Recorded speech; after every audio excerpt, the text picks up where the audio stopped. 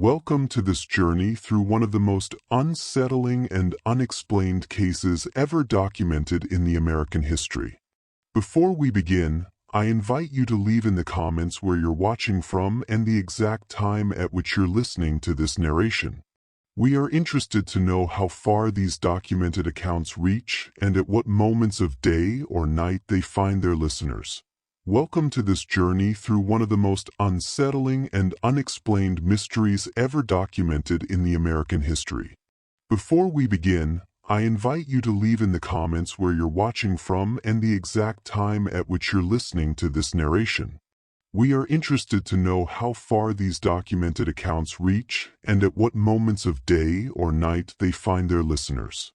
The letter arrived at the Massachusetts Institute of Technology on a frost-bitten morning in January 1897, written in the shaking hand of a mill foreman who apologized 3 times for his poor penmanship before getting to the point. He described a colored cleaning woman's daughter, approximately 13 years old, who had been discovered late one night in the Institute's engineering laboratory, standing before a blackboard covered in equations that the faculty had left unsolved for 3 weeks. The girl had completed the proof, not copied it from somewhere, not stumbled upon the answer by accident, but had worked through 17 steps of advanced calculus and theoretical mechanics that graduate students couldn't solve, using methods that didn't exist in any textbook. The foreman, a practical man named Thomas Ricks, had found her there at 2 o'clock in the morning during his security rounds, chalk dust on her dark fingers, tears streaming down her face. When he demanded to know what she was doing, she'd whispered, "I'm sorry, sir. I'm so sorry. I just needed to fix it. The mathematics was wrong, and it was hurting my head to look at it broken like that." Professor Harrison Webb, head of MIT's Department of Applied Mathematics, had received hundreds of letters in his 30-year career claiming miraculous discoveries or impossible achievements. He burned most of them without reading past the first paragraph. But something about this particular letter, perhaps the foreman's obvious discomfort with his own claims, perhaps the specific details of the equations involved, made Webb pause. He knew those equations. His doctoral students had been wrestling with them for weeks, attempting to prove a theoretical framework for calculating tensile stress in suspension bridge cables under variable wind conditions. The mathematics required understanding of differential calculus, physics, material science, and engineering principles that took years of university education to grasp. The idea that a colored child, presumably illiterate, daughter of a cleaning woman, could solve what his best students couldn't, was absurd on its face. And yet, Thomas Ricks had copied the girl's work from the blackboard before erasing it, following procedure to clear the board each night. The solution was included with his letter, written out in Rick's careful block letters. Webb checked it that afternoon, then checked it again that evening, then brought it to 2 colleagues the following morning. The proof was correct. Not just correct, but elegant. It used an approach that none of the faculty had considered, a way of visualizing the problem that somehow simplified what they'd been overcomplicating. Whoever had written this understood mathematics at a level that exceeded mere computation. This was genuine mathematical intuition, the kind that couldn't be taught, only discovered in those rare minds that could see the invisible architecture of numbers and forces. Professor Webb departed for Boston South End the following week, bringing with him a notebook, a pencil, and a deep skepticism that was already beginning to crack. Before we continue with what happened when Webb found Lydia Johnson and her mother in their boarding house room, I want to ask you something. If you're fascinated by the buried stories of brilliance that challenged everything we thought we knew about who deserves to be called genius, subscribe to this channel and leave a comment telling me what historical mystery you'd like us to explore next. I'm building something special here, a community that refuses to let these voices stay silent. Now, let me tell you what Professor Webb discovered in that freezing boarding house, and why it would ultimately destroy everything he believed about the human mind. The South End in 1897 was where Boston kept the people it needed but didn't want to see. Irish immigrants crowded into tenements alongside freed slaves and their children, all of them working the jobs that kept the city functioning while living in conditions that kept them invisible. The boarding house where Lydia Johnson lived with her mother, Clara Era, stood on a narrow street that never saw direct sunlight. For stories of water-stained brick and broken shutters, the smell of cold smoke and boiled cabbage hanging in the stairwells like a permanent fog. Webb climbed to the third floor, his expensive coat drawing suspicious stares from residents who recognized the uniform of someone from a different world. He found the room number that Hicks had provided and knocked. Feeling acutely aware of how inappropriate this visit was, a white professor, unmarried, calling on a colored woman and her child in a boarding house. If word reached the Institute's Board of Trustees, there would be questions. But curiosity had overwhelmed propriety, that dangerous itch that drives men of science to peer into places they've been told not to look. The woman who opened the door was perhaps 35, her face worn in the way that comes from years of physical labor and worry that never stops. She wore a plain gray dress patched carefully at the elbows, her hair wrapped in a faded blue cloth. When she saw Webb, something like fear flickered across her features before she controlled it, replacing it with the careful neutrality that colored people had learned to show white authority. "Ma'am, I'm Professor Harrison Webb from the Massachusetts Institute of Technology. I'm looking for Mrs. Clara Era Johnson." "I'm Clara Era Johnson, sir." Her voice was quiet, expectant of bad news, because that's what visits from white men usually brought. "Is your daughter here?" "Miss Lydia Johnson." Clara's hand tightened on the doorframe. "What's this about? Is she in trouble?" "Sir, if she did something wrong at the Institute, I promise she won't go back. I told her to stay in the storage room while I clean, to not touch anything. But sometimes she wanders. Children get curious. It won't happen again." "She's not in trouble, Mrs. Johnson. Quite the opposite. I need to speak with her about something she did. Those words seemed to drain the remaining color from Clara's face. She stepped back, opening the door wider, resigned to whatever consequences were coming. The room was small, perhaps 12 foot square, with a single window that looked out onto a brick wall. She was small for 13, her frame thin in a way that spoke of meals often skipped so her mother could eat.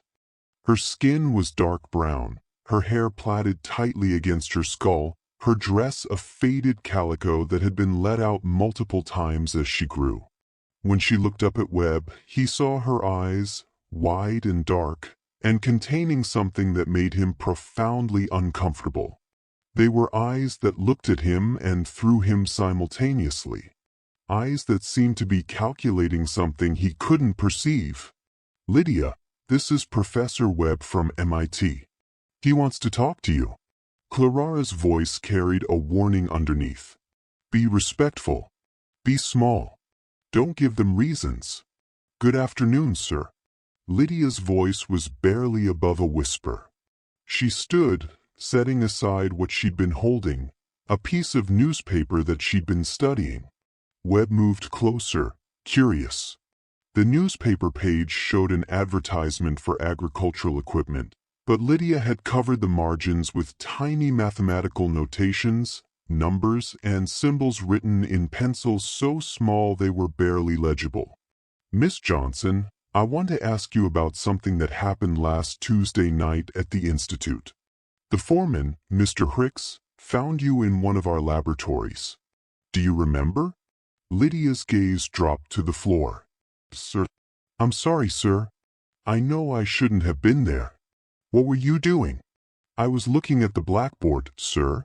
The one with the bridge equations." The The question seemed to confuse her, as if the answer was obvious. Because they were wrong, sir. The professors had made a mistake in the third step, and everything after that was wrong because of it. It was like a building with a broken foundation. I could see it was going to collapse. Webb felt a chill that had nothing to do with the room's temperature. You could see the air. Sir, can you explain what was wrong? Lydia glanced at her mother, seeking permission. Clara nodded slightly, though her expression suggested she had no idea what her daughter was about to say. The professors were treating the wind force as if it came from a single direction. But wind doesn't work like that. It spirals and changes. So, you can't use a simple vector. You have to account for the rotation and the time variance. I've watched wind move through the city. I've seen how it pushes against buildings and bridges. It's not simple. It's complex. She said this as if describing something she could see in front of her, as if the mathematics of wind and force were visible phenomena that anyone could observe if they just looked properly. Webb pulled out his notebook. Miss Johnson, I'm going to write down some problems. I want you to look at them and tell me if you can solve them. Over the next 2 hours, in that freezing boarding house room, Harrison Webb conducted what would become one of the most significant intellectual examinations of the 19th century. He started with simple arithmetic problems that any educated 12-year-old could handle. Lydia solved them instantly, barely glancing at the paper. He progressed to algebra, then geometry, then trigonometry. She worked through everything without hesitation, often providing answers before he finished writing the problems. Her methods were sometimes unconventional approaches that Webb had never seen before, but her answers were flawless. Then he moved into advanced mathematics, calculus, differential equations, complex theoretical problems that his graduate students struggled with. Lydia's pace never slowed. She would look at a problem. Her eyes would track across the numbers in a way that suggested she was seeing something beyond the symbols themselves, and then she would provide the solution. Sometimes he would ask if she could show him how she saw it. And when he agreed, she would draw strange diagrams, visual representations of mathematical relationships that were simultaneously alien and perfectly logical. Where did you learn this? Webb asked after she'd correctly solved a problem in fluid dynamics that had taken him 2 days to work through when he was a doctoral student. I didn't learn it, sir. I just see it. What do you mean you see it? Lydia struggled to explain, her young voice searching for words to describe something that shouldn't be possible. When I look at numbers, sir, I don't see what other people see. I see shapes, patterns. Mathematics isn't symbols on paper for me. It's like architecture in my head. I can see how numbers fit together, how forces balance, how systems work. When I look at an equation, I'm seeing the shape of what it's describing. The bridge problem. I could see the bridge in my head, see the forces acting on it, see how the mathematics had to bend to match the reality of the structure. Does that make sense? It made no sense. It made terrible revolutionary sense. Webb had heard of science, individuals with highly specific talents, calculating prodigies who could multiply enormous numbers in their heads, but couldn't understand why the calculations worked. But Lydia wasn't a saint. She understood the underlying principles. She could explain her reasoning. She could apply her abilities to novel problems. This wasn't idiot savant syndrome. This was genuine, profound mathematical genius, the kind that appeared perhaps once in a generation, and it had manifested in a colored girl living in poverty, daughter of a cleaning woman who had somehow taught herself advanced mathematics simply by observing the world around her. How do you know about physics, about engineering? Webb asked. From watching, sir. Mama cleans at MIT 5 nights a week. I go with her because she can't leave me alone here. It's not safe. I'm supposed to stay in the supply closet while she works. But sometimes I walk around when the buildings are empty. I look at the blackboards. I read the books left open on desks. I watch how things work, how machines move, how bridges hold weight, and I see the mathematics underneath it all. It's like the world is made of numbers and forces. And I can see the equations that make everything happen. Clara had been standing silently by the door, watching her daughter with an expression of fear and pride intertwined. Now she spoke, her voice strained. Is she wrong in the head, Professor? The other mothers. They say she's strange, that it's not natural for a child to think the way she does. I've been worried, sir, that something's not right with her. Webb looked at this woman who had no education herself, who worked brutal hours cleaning other people's dirt, who was asking if her daughter's brilliance was a disease. Mrs. Johnson, your daughter is not wrong in the head. She's extraordinary. She has abilities that I've never encountered in my entire career. She's solving problems that trained mathematicians can't solve. She's understanding concepts that require years of university education to grasp, and she's doing it naturally, as if her mind operates on a different level than the rest of us. Clara's eyes filled with tears. Is that good or bad, sir? And there was the question, wasn't it? In a world that believed colored people were intellectually inferior, that used that supposed inferiority to justify segregation and disenfranchisement, that built its entire social hierarchy on the assumption that people like Clara and Lydia Johnson were fundamentally less capable than white people. What did it mean to discover a colored child whose abilities exceeded those of the most educated white men? Was that good or bad? I don't know, Webb admitted. But I need to understand it. I need to test her more extensively, document her abilities, try to understand how her mind works. Will it help her? Clara asked, cutting through all the scientific fascination to the only question that mattered to her mother. Will whatever you do help my daughter have a better life? Webb wanted to say yes. He wanted to promise that revealing Lydia's abilities would open doors, would prove to the world that intelligence had no color, would force society to acknowledge that its racial theories were lies. But he'd lived in this world long enough to know better. I honestly don't know, Mrs. Johnson, but I can promise you this. I will do everything in my power to ensure that she's protected, that she's not exploited, that her abilities are used to help her, not to harm her. Clara looked at her daughter, at this child who saw the world in equations, who had been blessed or cursed with a mind that wouldn't stop calculating.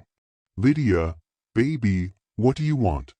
Lydia's answer was simple, devastating in its simplicity. I want to learn, Mama. I want to understand more. The mathematics I can see. It's like I'm looking at a book with half the pages missing. I can see some of it, but there's so much more I know exists, but can't see yet because I haven't learned the language for it. I want to know the rest. How could a mother deny her child that? How could anyone who claimed to care about knowledge and truth deny a mind like this the chance to develop? All right, Clara said finally. But, Professor Webb, if this goes wrong, if they hurt her or use her or try to take her from me, I'll run. I'll take her and we'll disappear and you'll never find us. You understand? I understand. One Webb returned to MIT and immediately wrote to 3 colleagues whose judgment he trusted, asking them to come to Boston to verify what he'd found. Within 2 weeks, 3 of America's leading mathematicians had made the journey to that boarding house room. All 3 emerged shaken, convinced, unable to explain what they'd witnessed. Lydia Johnson could solve any mathematical problem they presented. She could visualize complex spatial relationships. She could understand abstract theoretical concepts that shouldn't be accessible to someone without formal training. And perhaps most remarkable, She could extend existing theories, suggesting new approaches and methods that, when the professors checked them later, proved to be valid innovations. She wasn't just mimicking or memorizing. She was creating, genuinely advancing mathematical thought. By February, word had begun to spread through academic circles. Not publicly, not yet, but in the careful correspondence between scholars, the whispered conversations at conferences. There's a colored girl in Boston. Webb found her. You have to see it to believe it. And with that spreading awareness came the inevitable question that would define everything that followed. What do we do with her? MIT's Board of Trustees met in emergency session on February 18, 1897. Professor Webb presented his findings, bringing with him documentation of Lydia's abilities, testimonials from the visiting mathematicians, and a proposal. The institute should provide Lydia with formal education, perhaps a special tutorial arrangement, since admitting a colored female student would be impossible given current policies. They should study her, yes, but gently, respectfully, in ways that would help her develop her abilities while protecting her from exploitation. The board's response was more complicated than Webb had anticipated. Half the trustees saw Lydia as a scientific opportunity, a chance to understand the origins of mathematical genius, potentially to prove that intelligence transcended race. The other half saw her as a problem. If word got out that a Negro child was intellectually superior to white graduates of MIT, it would challenge everything that justified the current social order. It would be ammunition for integrationists, for those radicals who wanted to overthrow segregation and force racial mixing. It would embarrass the institute, raise questions about their admissions policies, potentially alienate Southern donors and students. The compromise they reached satisfied no one. Lydia would be allowed to study at MIT, but only in complete secrecy. She would come at night when no students were present. She would work with select professors who understood the sensitivity of the situation. Under no circumstances would her existence be publicly acknowledged. She would be a ghost, a shadow, permitted to learn but forbidden to exist officially. Webb agreed because it was better than nothing. Clara agreed because her daughter would finally get the education she'd been desperate for. Lydia agreed because she didn't yet understand that being brilliant and colored and female in 1897 America meant that her mind would always be treated as either a threat to be suppressed or a curiosity to be studied, but never simply as a person with gifts to be nurtured. The arrangement began in March, 3 nights a week after Clara finished her cleaning work. Lydia would enter the mathematics building through a service entrance and make her way to a small classroom where Webb and occasionally other faculty members would wait. They would present her with problems, teach her formal mathematical language for concepts she already understood intuitively, and watch in awe as she absorbed years of education in weeks. She learned calculus in a month, differential equations in 2 weeks, theoretical physics in 6 weeks. She read Newton's Principia and found errors that had gone unnoticed for 2 centuries. She looked at emerging work on electromagnetism and suggested modifications to Maxwell's equations that predicted phenomena that wouldn't be experimentally verified for another decade. She was quite simply the most remarkable mathematical mind that any of them had ever encountered, and she was forbidden to exist. But secrets like this don't stay secret. By April, rumors had reached beyond academic circles. A reporter from the Boston Globe, following whispers about strange nighttime activities at MIT, began asking questions. Southern newspapers, always alert to anything that might challenge racial hierarchies, picked up the story in garbled form. Reports of Negro genius in the North. Probably abolitionist propaganda. Probably a hoax. scientific journals began receiving letters demanding clarification.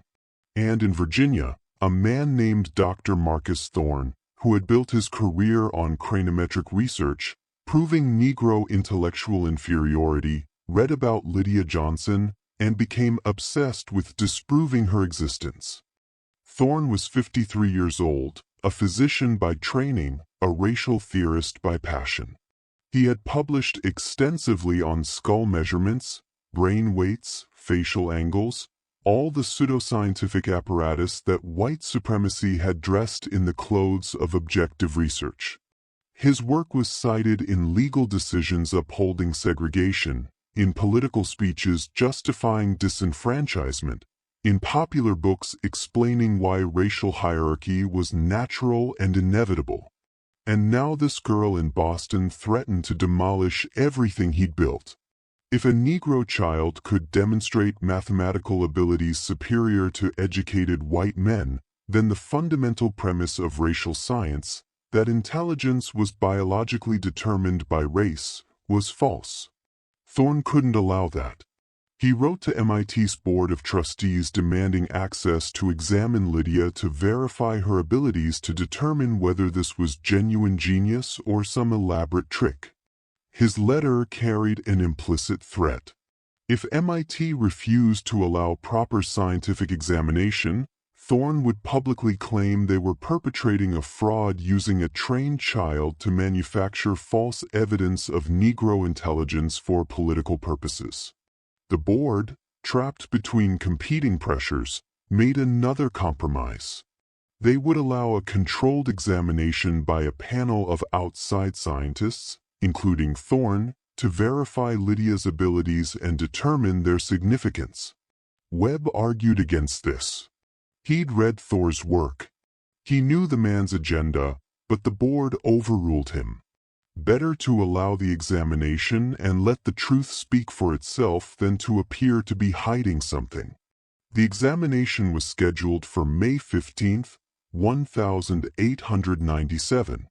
And Professor Harrison Webb, who had discovered Lydia Johnson and promised to protect her, could feel control of the situation slipping from his hands, could sense that something terrible was approaching, something he would be powerless to prevent. But he had no idea just how terrible it would become, or how far men would go to suppress a truth that threatened their entire worldview. And that is where we must pause. The examination room they chose was on MIT's third floor, a space normally used for advanced laboratory work, now cleared of equipment and arranged like a courtroom. A long table at one end seated the examination panel. Dr. Marcus Thorne from Virginia, Dr. Edmund Cartwright from Yale's Department of Psychology, Professor Lawrence Hamilton from Harvard's Medical School, and two representatives from MIT's own faculty. Professor Webb sat to the side, technically present as an observer, practically powerless. At the room's center stood a smaller desk, a single chair, and nothing else.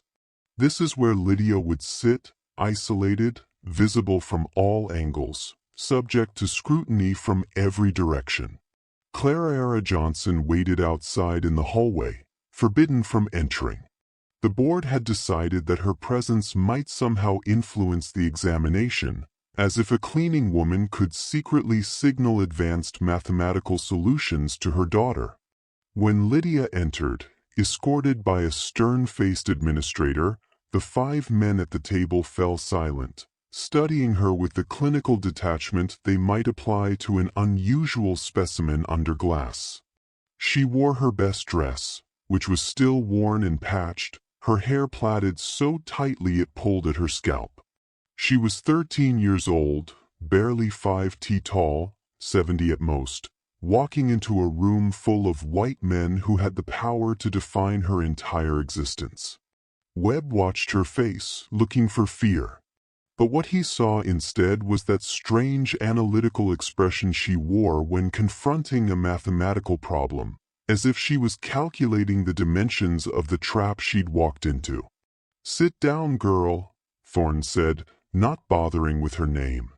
Lydia sat, her hands folded in her lap, her back straight despite the chair being slightly too large for her frame. Thorne opened a leather folder withdrawing several pages of notes. "We are here to conduct a scientific examination of the claims made regarding your supposed intellectual abilities. You will answer our questions truthfully and completely. You will solve the problems we present. You will submit to physical examination if required. Do you understand?" "Sir." "Let us begin with basic questions to establish your background. Can you read?" "Sir." "Who taught you?" "I taught myself, sir, by looking at books and newspapers, matching the words to sounds I knew." "You expect us to believe you simply taught yourself to read with no instruction?" "I don't expect anything, sir. You asked me a question and I answered it truthfully." There was something in her tone, not quite defiance, but an absence of the submission that Thorne expected from colored children. His jaw tightened slightly. "Can you write?" "Sir." "Demonstrate." They provided her with paper and pen. Lydia wrote her name, then a sentence Thorne dictated. The examination of racial characteristics requires objective scientific methodology. Her handwriting was careful, slightly cramped. The letters formed with precision, if not elegance. Thorne examined the paper, then passed it to his colleagues. "Adequate," he said dismissively, as if grudging even this minor acknowledgement.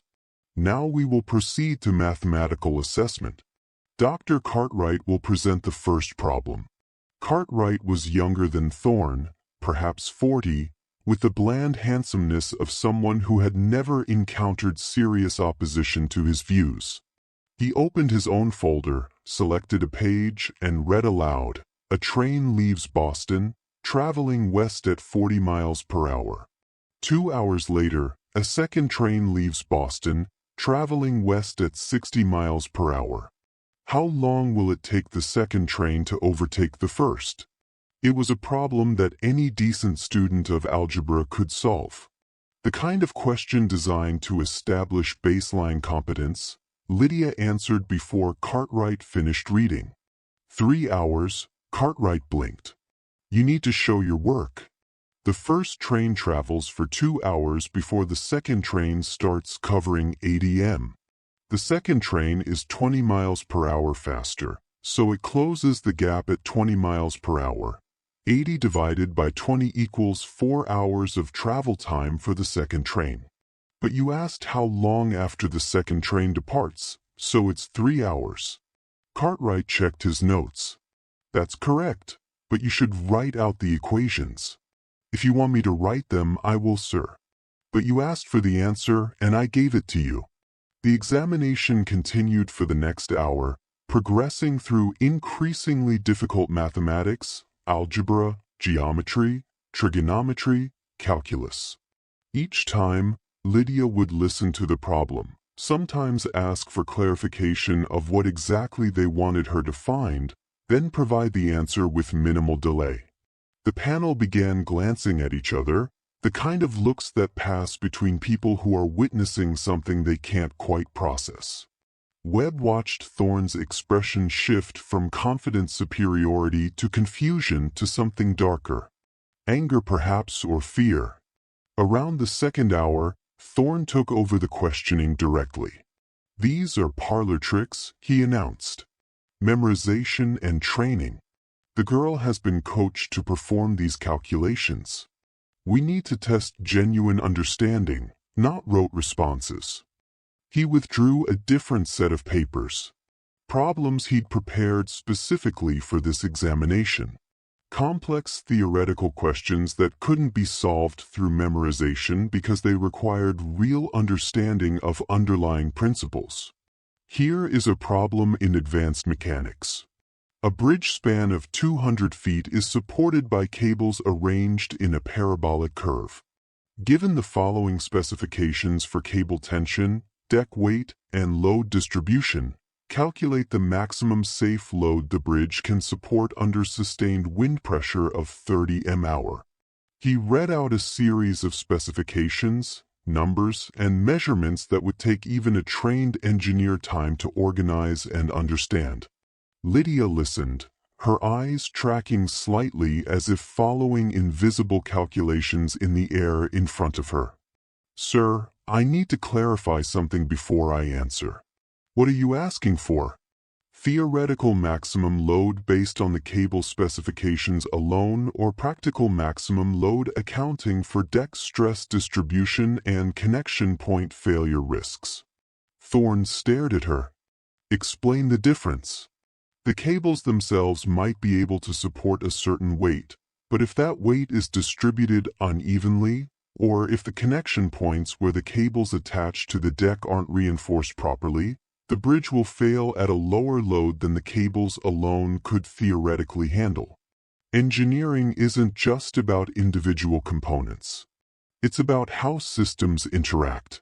"So, which calculation do you want?" The question demonstrated understanding that went beyond simple mathematics. This was systems thinking, the ability to see how multiple factors interacted, the kind of conceptual sophistication that separated competent engineers from brilliant ones. "Both," Thorne said finally. "Give me both calculations." Lydia closed her eyes for perhaps 30 seconds, her lips moving slightly as if speaking to herself. Then she opened them and began to recite numbers, explaining her methodology as she went, describing how she was visualizing the bridge structure, how she was accounting for force distribution, how she was calculating stress factors at critical points.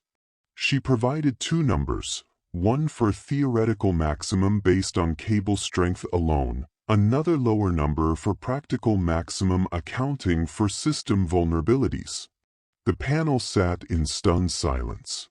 Finally, Hamilton from Harvard spoke up. "Dr. Thorne, do you have the solutions to these problems?" "Of course." "Are her answers correct?" Thorne checked his notes, taking longer than necessary, clearly hoping to find an error. His face darkened as he compared Lydia's answers to his own calculations. "The first answer is correct. The second answer uses a methodology I hadn't considered but appears to be valid." "Appears to be." Webb couldn't stay silent any longer. "Either the mathematics is sound or it isn't. The mathematics may be sound, but that doesn't prove she derived it independently. She could have been taught these specific problems. Then give her a problem she hasn't seen." Webb shot back. "Give her something original, something you create right now that couldn't possibly have been anticipated." Thorne's expression suggested this was exactly what he wanted. He stood, moving to the blackboard mounted on one wall, and began writing. He spent 15 minutes constructing a problem, a complex scenario involving fluid dynamics, pressure calculations, and three-dimensional spatial reasoning. It was the kind of problem that would appear in an advanced physics examination, the kind that graduate students would spend an hour solving with access to reference books and calculation tools. When he finished, he turned to Lydia. "Solve this." She studied the board for several minutes, her head tilting slightly, that strange, unfocused gaze suggesting she was seeing something beyond the symbols written in chalk. Then she stood, walked to the board and asked, "May I show my work here, sir?" "Please do." What followed was, for Webb, one of the most remarkable demonstrations of mathematical thinking he had ever witnessed. Lydia didn't just solve the problem. She restructured it, finding a more elegant approach than the one Thorne had anticipated, using visual representations that made complex relationships suddenly clear. She drew diagrams showing force vectors. She noted simplifying assumptions that could be made without sacrificing accuracy. She caught an error in Thorne's original setup where he'd accidentally used the wrong unit conversion. And she explained everything in simple language, teaching as she solved, making her thinking visible and comprehensible. When she finished, she set down the chalk and returned to her seat, leaving the board covered in her work. The room was silent except for the sound of breathing and the distant noise of the city outside. Professor Hamilton rose and approached the board, examining Lydia's work closely. He traced her logic, checked her calculations, studied her diagrams. Finally, he turned to face his colleagues. "Gentlemen, I don't know how to say this delicately, so I'll be blunt. This is legitimate genius. This isn't training or memorization or some kind of trick. This girl understands advanced mathematics at a level that I rarely see in doctoral candidates. She's not just solving problems. She's demonstrating genuine, creative mathematical thinking." "Impossible," Thorne said flatly. "There must be some explanation. Some technique she's using to create the illusion of understanding." "What explanation do you propose?" Hamilton challenged. "That Professor Webb spent months training her to solve thousands of potential problems so she could perform on demand, that she somehow memorized approaches to problems she'd never seen. Be reasonable, Marcus. Sometimes the evidence forces us to revise our theories. My theories are based on decades of craniometric research, on measurements of thousands of specimens, on documented biological differences between the races. Then perhaps your theories are wrong." The words hung in the air like a declaration of war. Thorne's face flushed red, his hands gripping the edge of the table. "I will not have my life's work dismissed because of some anomaly.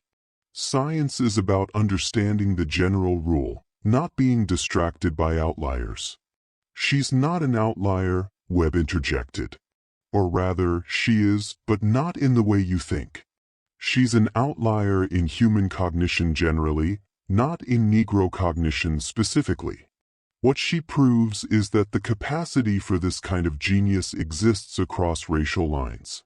That our theories about fixed racial intellectual hierarchies are built on false premises." "You want to overturn the entire scientific establishment based on one girl?" Thorne demanded. "I want to acknowledge the truth based on the evidence in front of us. Isn't that what science is supposed to be?" The examination continued for another 3 hours, but the battle lines had been drawn. Hamilton and Cartwright, though clearly unsettled by the implications, acknowledged that Lydia's abilities were genuine and extraordinary. The two MIT representatives hedged, suggesting more study was needed before drawing conclusions, and Thorne became increasingly hostile, his questions taking on an edge that moved from scientific inquiry toward interrogation. He demanded Lydia solve problems in her head without writing anything down, then accused her of using some kind of memory technique when she succeeded. He presented deliberately unsolvable problems with contradictory specifications, then accused her of being uncooperative when she pointed out the logical impossibilities. He began asking questions designed not to test her abilities, but to humiliate her, asking about her living conditions, her mother's work, whether she'd ever stolen books or sneaked into places she wasn't allowed. "Sir," Lydia said finally, her voice still quiet, but carrying a hint of steel underneath. "Are you examining my mathematical abilities, or are you trying to prove I'm a bad person who doesn't deserve to have them? I'm trying to determine whether you understand the significance of what's being claimed about you. Do you realize that if we acknowledge your abilities as genuine, it would challenge fundamental theories about racial capacity? I know what you believe about people who look like me. Sir, I've heard it my whole life. I've been told I'm inferior, that my brain is smaller, that I'm suited only for manual labor. But mathematics doesn't care what you believe. 2 + 2 = 4. Whether a white man or a colored girl says it, the bridge equations don't change based on who's solving them. Truth exists independently of who's convenient for it to exist for." The room went dead silent. A 13-year-old Negro girl had just lectured a panel of white scientists about objective truth, and she'd done it with such simple logic that there was no immediate rebuttal. Thorne's face went through several shades of red. "You're impertinent." "I'm honest, sir. You asked me a question and I answered it. You need to learn your place." "I thought my place was sitting in this chair solving whatever problems you gave me. That's what Professor Webb told me this examination was for.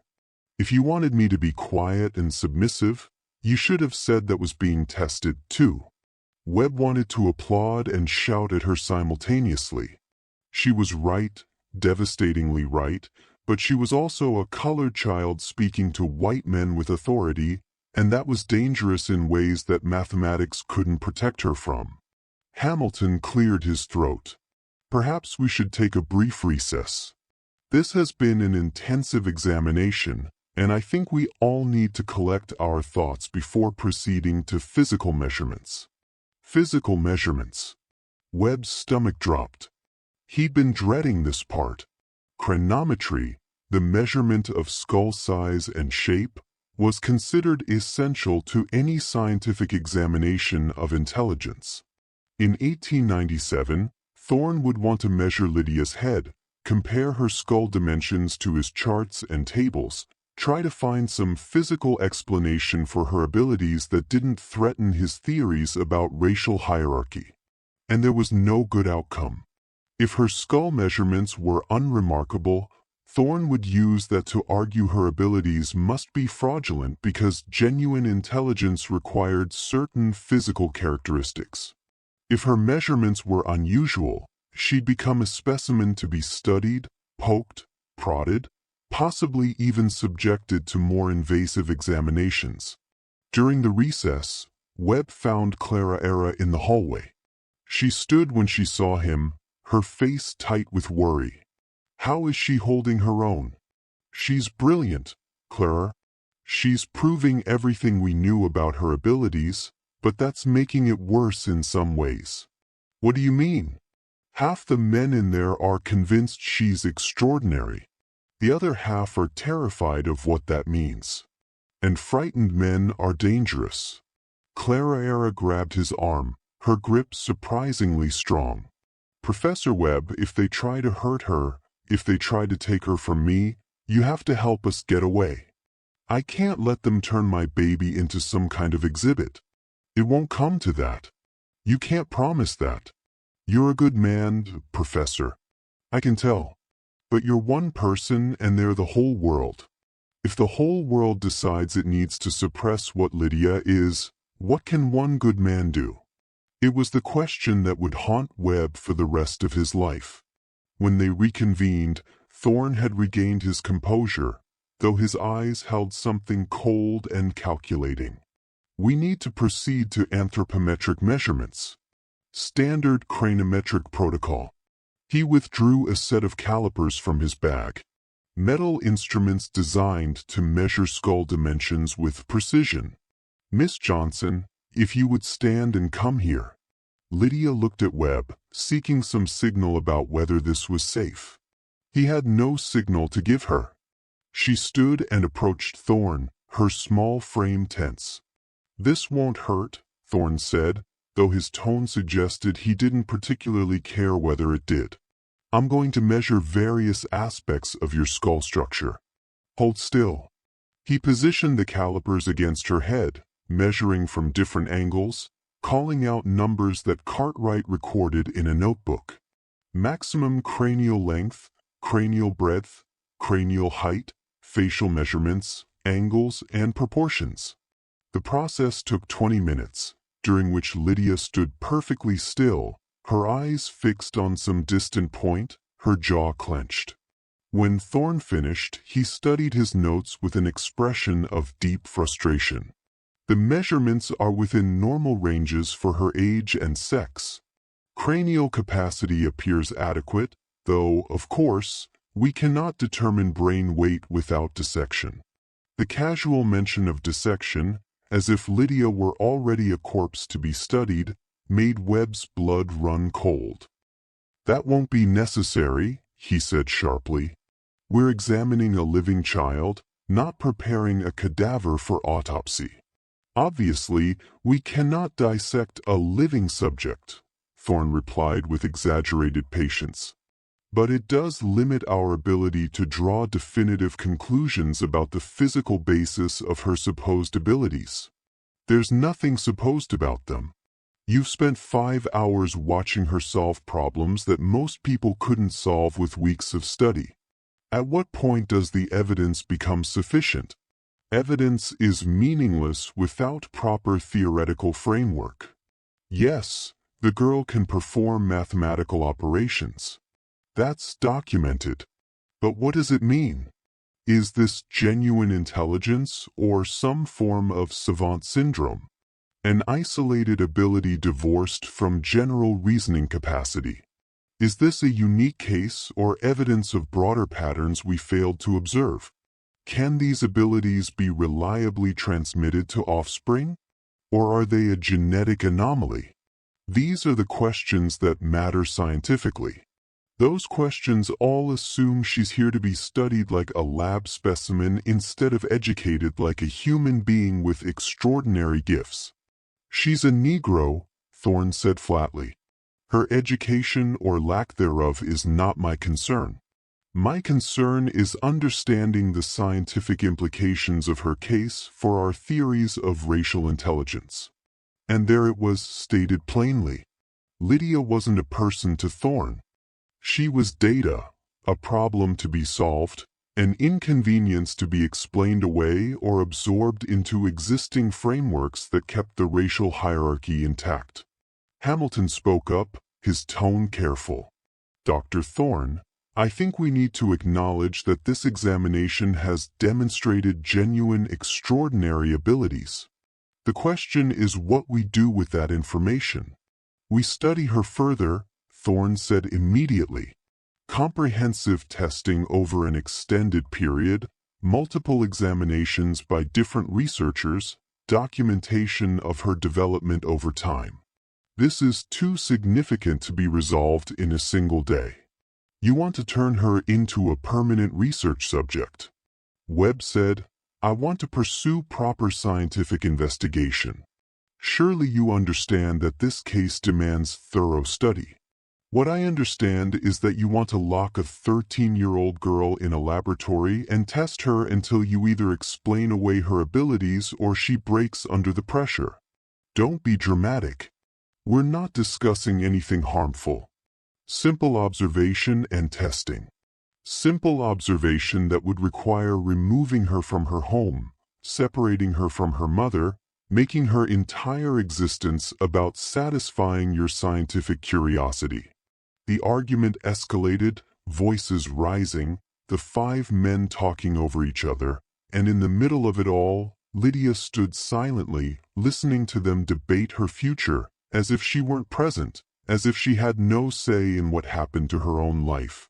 Finally, she spoke, her voice cutting through the argument with unexpected force. Excuse me, sir. They fell silent, surprised that she'd spoken without being addressed. I have a question. This is not the time, Thorne began. When is the time, sir? You've been examining me for 7 hours. You've tested my mathematics, measured my head, discussed what it means that I can do what I can do, but nobody's asked me what I want. What you want is irrelevant, Thorne said. You're a minor, and more importantly, you're in no position to understand the scientific significance of your own case. I'm in no position, sir. I understand mathematics that you had to study for years to grasp. I can see patterns and relationships that took humanity thousands of years to discover. I taught myself to read and write because I knew I needed language to make sense of the mathematics in my head. I may be 13 and colored and female, but I'm not stupid about my own life. So, I'll ask again. Does anyone care what I want? Hamilton cleared his throat. What do you want, Miss Johnson? I want to learn. I want access to books and teachers and problems I haven't seen before. I want to understand all the mathematics I can see but don't have names for yet. I want to use what I can do to build things, to solve real problems, to make something that matters. I don't want to be locked in a room being measured and tested and studied like I'm some kind of animal that learned a trick. That's not what scientific research, Thorne started. That's exactly what it is, sir. You don't see me as a person. You see me as evidence for or against your theories. And I understand why. If I'm real, if I'm genuinely this intelligent, then everything you've written about racial inferiority is wrong. All those measurements you've done, all those conclusions you've published, all the laws and policies that rely on your research, it's all built on lies. That's why you're so angry. Not because you don't believe I can do what I've proven I can do, but because you can't afford to believe it.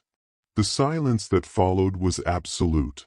A 13-year-old Negro girl had just articulated the unspoken heart of the matter with crystalline clarity, and no one in the room had a response ready.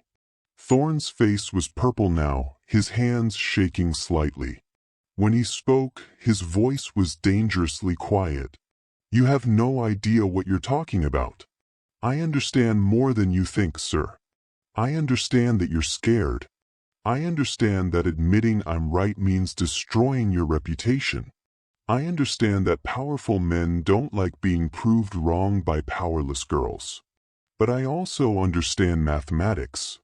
And mathematics teaches you that truth doesn't care about your feelings. Either my proof is correct or it isn't. Either my answers are right or they're wrong. You can't change the mathematics to make yourself more comfortable. You can only accept it or lie about it. Webb watched Thorne's expression and recognized the look of a man who had just decided something. This wasn't the face of someone admitting defeat. This was the face of someone planning how to eliminate a threat. "Gentlemen," Thorne said, his voice now perfectly controlled, "I move that we conclude this examination. We have sufficient data to write our preliminary reports. I suggest we reconvene in 1 month to discuss our findings and recommendations." It was a tactical retreat, a way to exit the situation without admitting anything. The panel agreed, everyone relieved to escape the tension. As they gathered their materials, Thorne approached Webb with a thin smile. "Professor Webb, I'm sure you understand that further security measures will be necessary. The girl's location needs to remain confidential while we complete our assessment. Security from what? From exploitation, from premature publicity, from those who might seek to use her for political purposes before we've established scientific consensus about what she represents. I'll be writing to MIT's board recommending that access to her be carefully restricted." It sounded reasonable. It sounded like protection. But Webb heard the real message.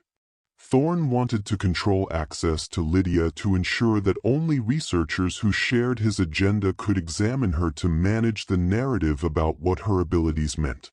When Webb left the examination room, he found Clara waiting with a desperation in her eyes that spoke of hours of helpless worry. "Is she all right?" "Physically, yes. But Clara, I need to talk to you about something." "Not here. Somewhere private." They collected Lydia, who emerged from the examination room looking exhausted in a way that had nothing to do with physical tiredness. Webb led them to his office, locked the door, and told them what he feared was coming. "Dr. Thorne is going to try to take control of this situation. He's going to argue that Lydia needs to be in a controlled research environment, that she's too significant to be left unsupervised. And I don't know if I can stop him." "Then we run," Clara said immediately. "We leave Boston tonight." "Where would you go?" "Thorne has connections throughout the academic world. If he decides you're fugitives, he can have people looking for you in every city. So, what do you suggest?" Clara's voice was sharp with fear and anger. "That we just hand my daughter over to be studied like a bug under glass? No, I suggest we be strategic.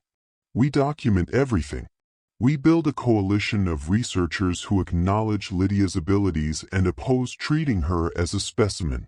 We go public if we have to make enough noise that Thorne can't simply make her disappear. And if that doesn't work, then yes, you run and I'll help you. I'll give you money, contacts, whatever you need, but let's try the official path first. Sometimes institutions can be forced to do the right thing if you apply enough pressure from the right directions. It was an optimistic assessment and Webb knew it. But what was the alternative? Tell a mother and daughter to flee into a world that had no place for them, that offered no protection for brilliant colored girls who challenged every assumption about who deserved to be called human? Lydia spoke for the first time since leaving the examination room. Professor Webb, how long do we have before they try something? I don't know. Days, maybe a week at most. Then I need to learn as much as I can in that time. If they take me somewhere I can't study, if they lock me away, I want my mind to be as full as possible. I want to know enough that even if they silence me, I'll have the mathematics inside my head where they can't take it away. Can you teach me every day until whatever's going to happen happens? Webb looked at this child who had already grasped that her brilliance had made her a target, who understood that she was in a race to fill her mind before the world found a way to empty it. How could he say no? Yes, every day will work as long as you can focus. I'll teach you everything I know. And so began what Webb would later call the most intense educational experience of his career.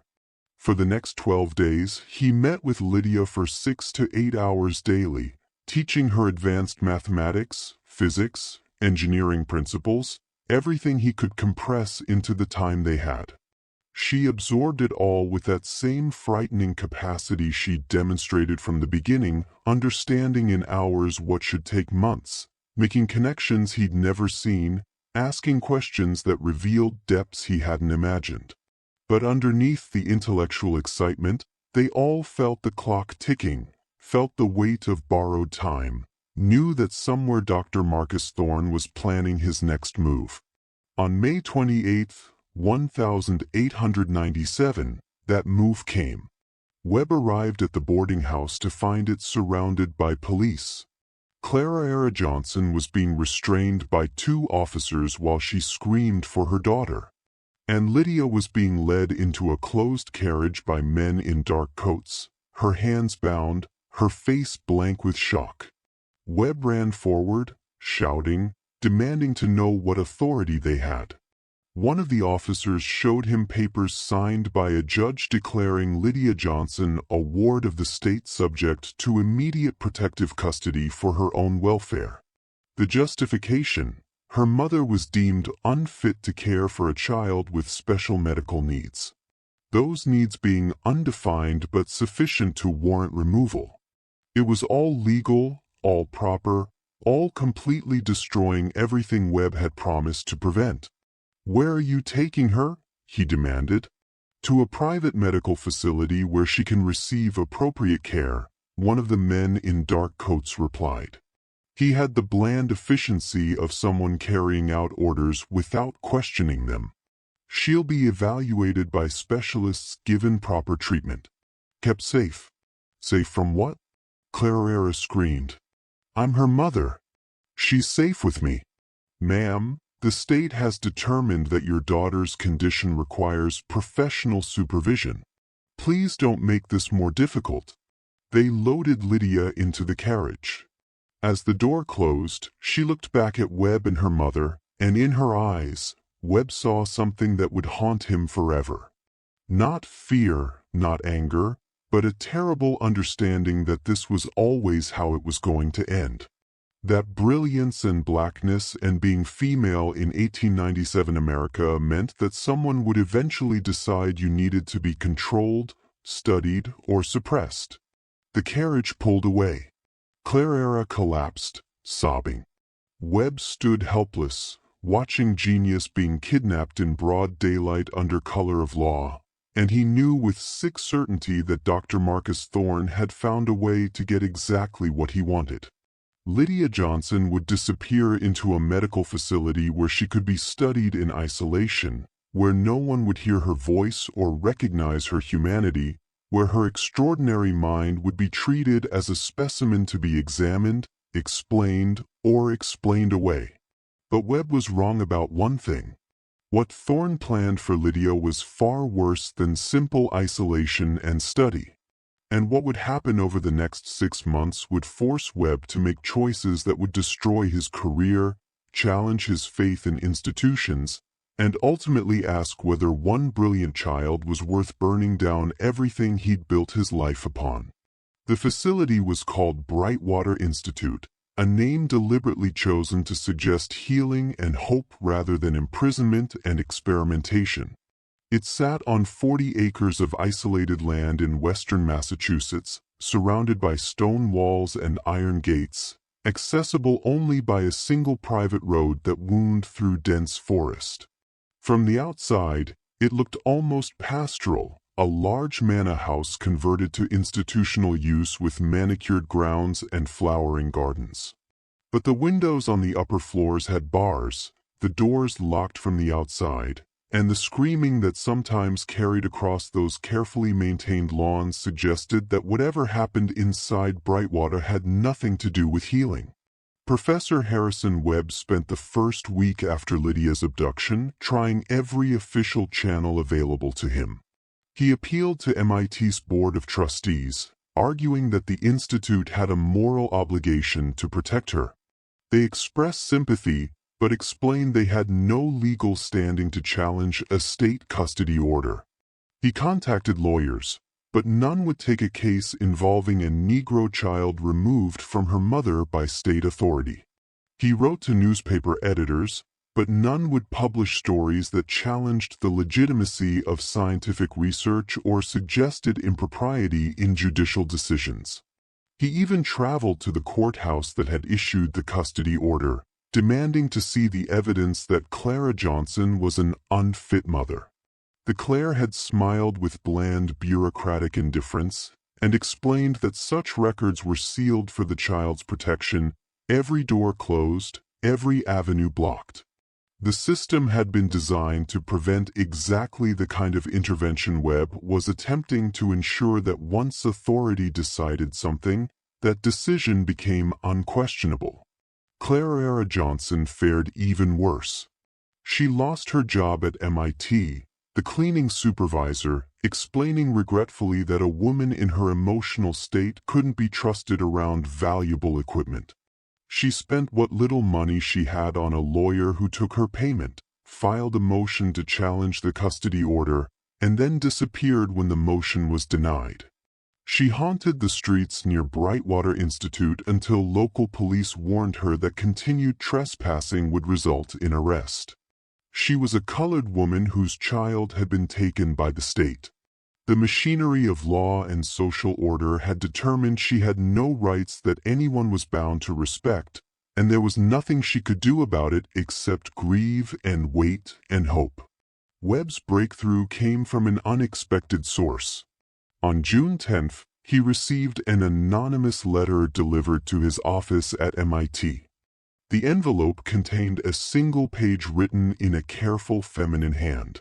Professor Webb, I am a nurse at Brightwater Institute. I cannot tell you my name because I would lose my position and worse if discovered. But I must tell someone what is happening to the Negro girl they brought here 2 weeks ago.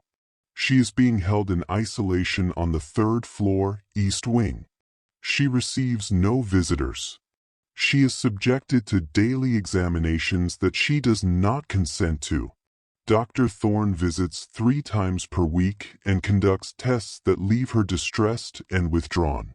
She barely eats. She does not sleep well. I hear her crying at night when I pass her room. Yesterday, I heard her speaking to herself, reciting what sounded like mathematical proofs over and over as if afraid she would forget them. This is not medical care. This is captivity. I do not know what they intend to do with her, but I know it is wrong. If you care about this child, you must find a way to remove her from this place before they break her completely. God forgive me for not doing more. A friend Webb read the letter 3 times, his hands shaking. So Lydia was alive, still conscious, still trying to hold on to herself through mathematics, but she was deteriorating.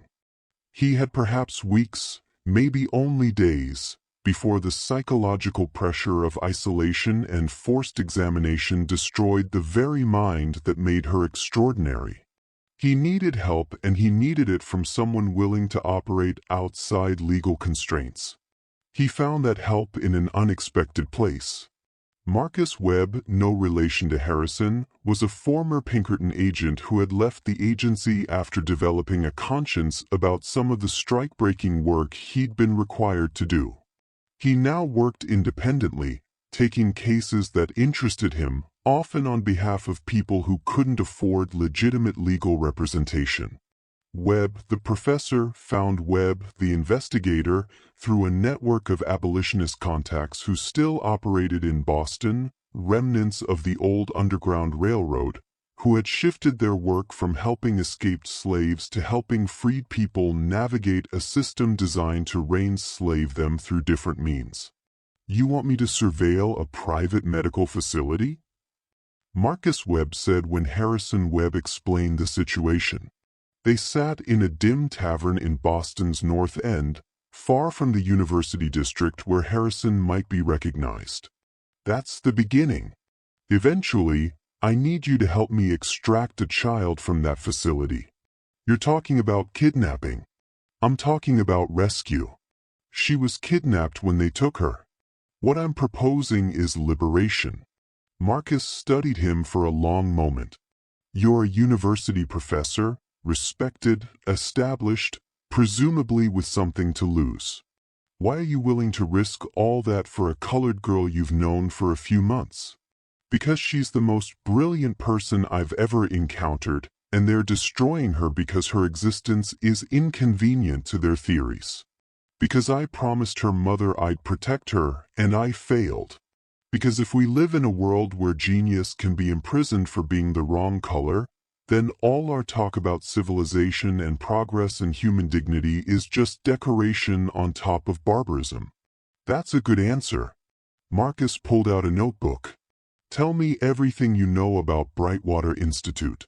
Layout, staff, routines, security measures.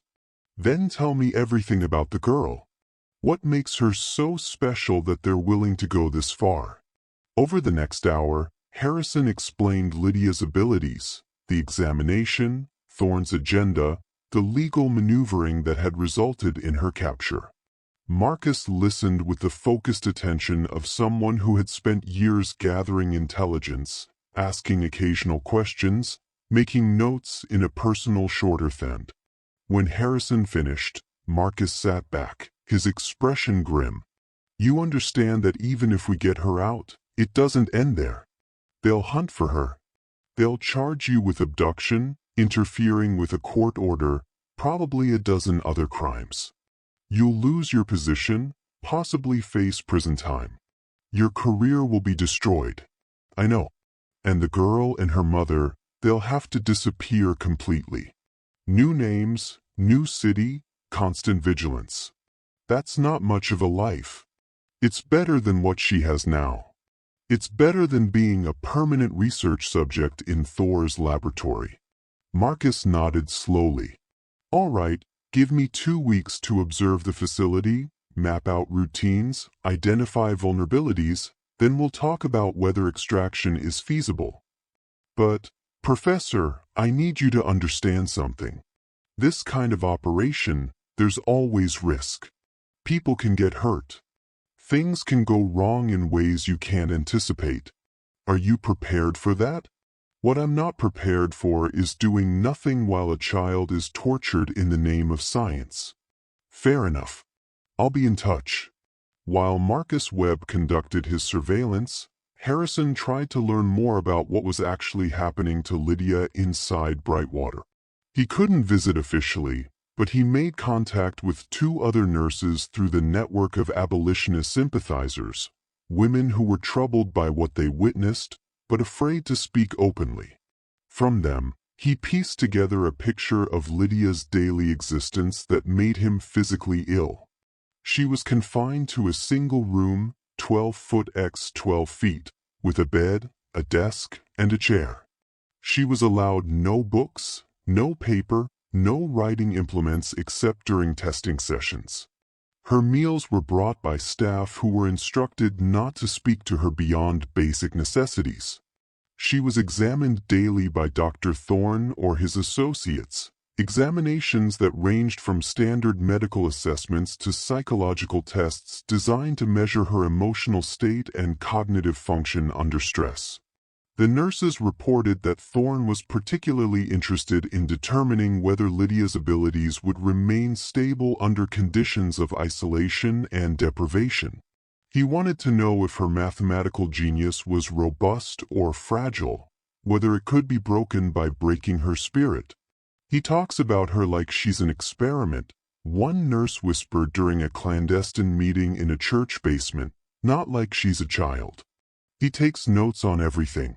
How many hours she sleeps, whether she cries, how quickly she solves the problems he gives her, whether her performance degrades over time. He's not trying to help her or understand her abilities to benefit her. He's trying to understand them so he can explain them away.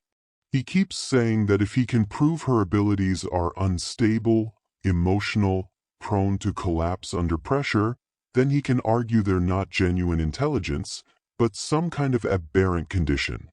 Has he hurt her physically? Harrison asked, dreading the answer. Not in ways that leave obvious marks, but the isolation is hurting her. She talks to herself constantly, reciting mathematical proofs like prayers.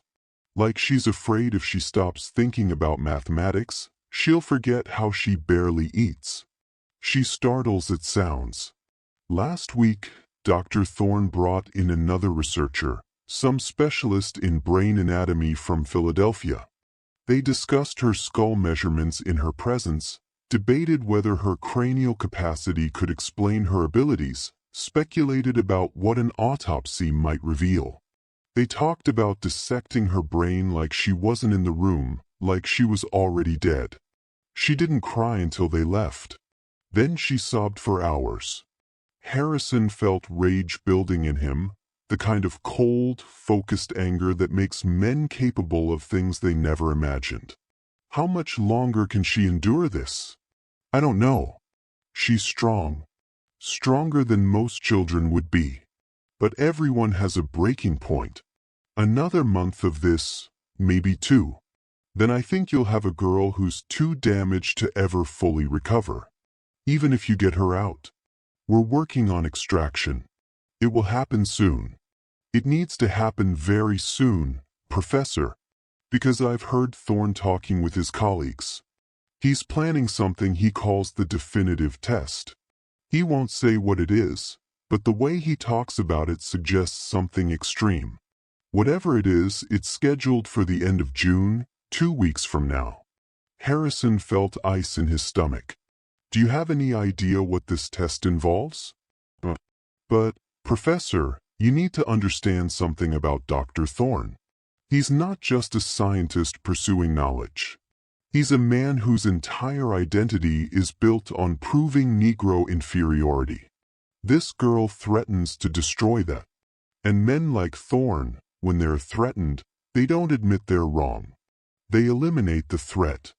I don't know what his definitive test is, but I don't think it's designed to prove she's brilliant.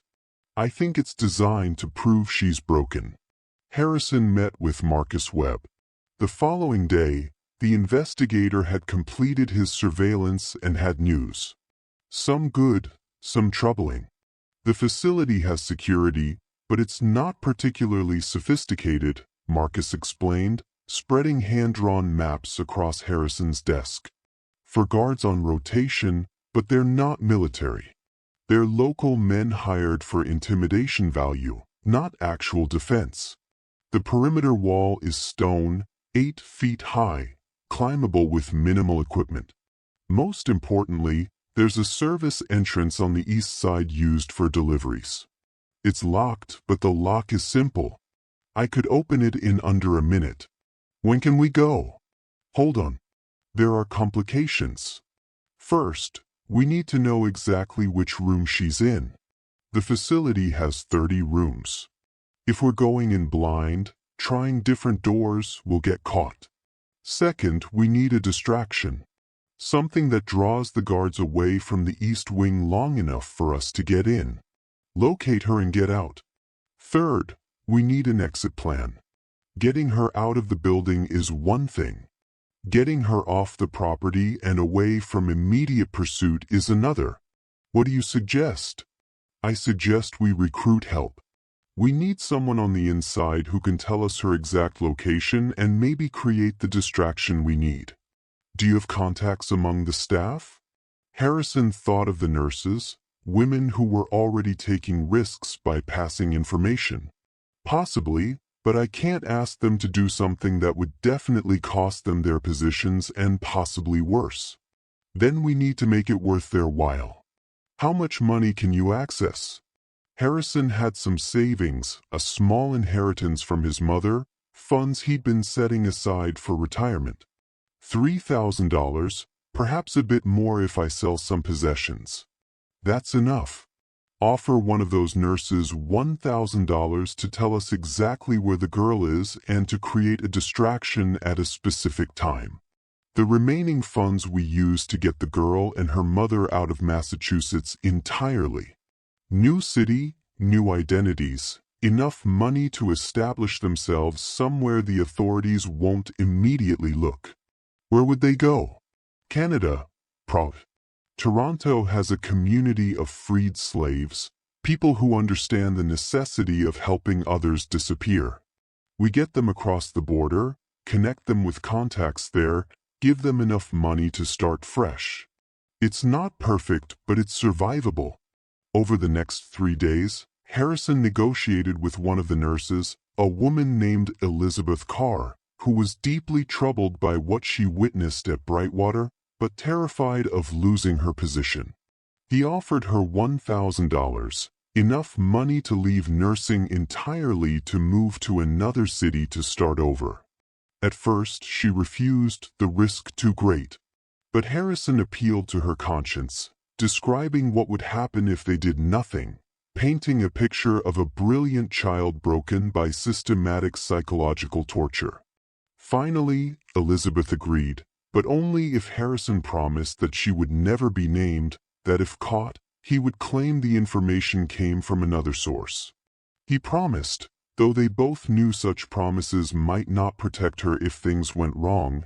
Elizabeth provided crucial intelligence. Lydia was in room 307, 3rd floor, East Wing, 5th door from the stairwell on the left side of the corridor. Her door was locked, but the key was kept in a cabinet at the nurse's station 20 feet away.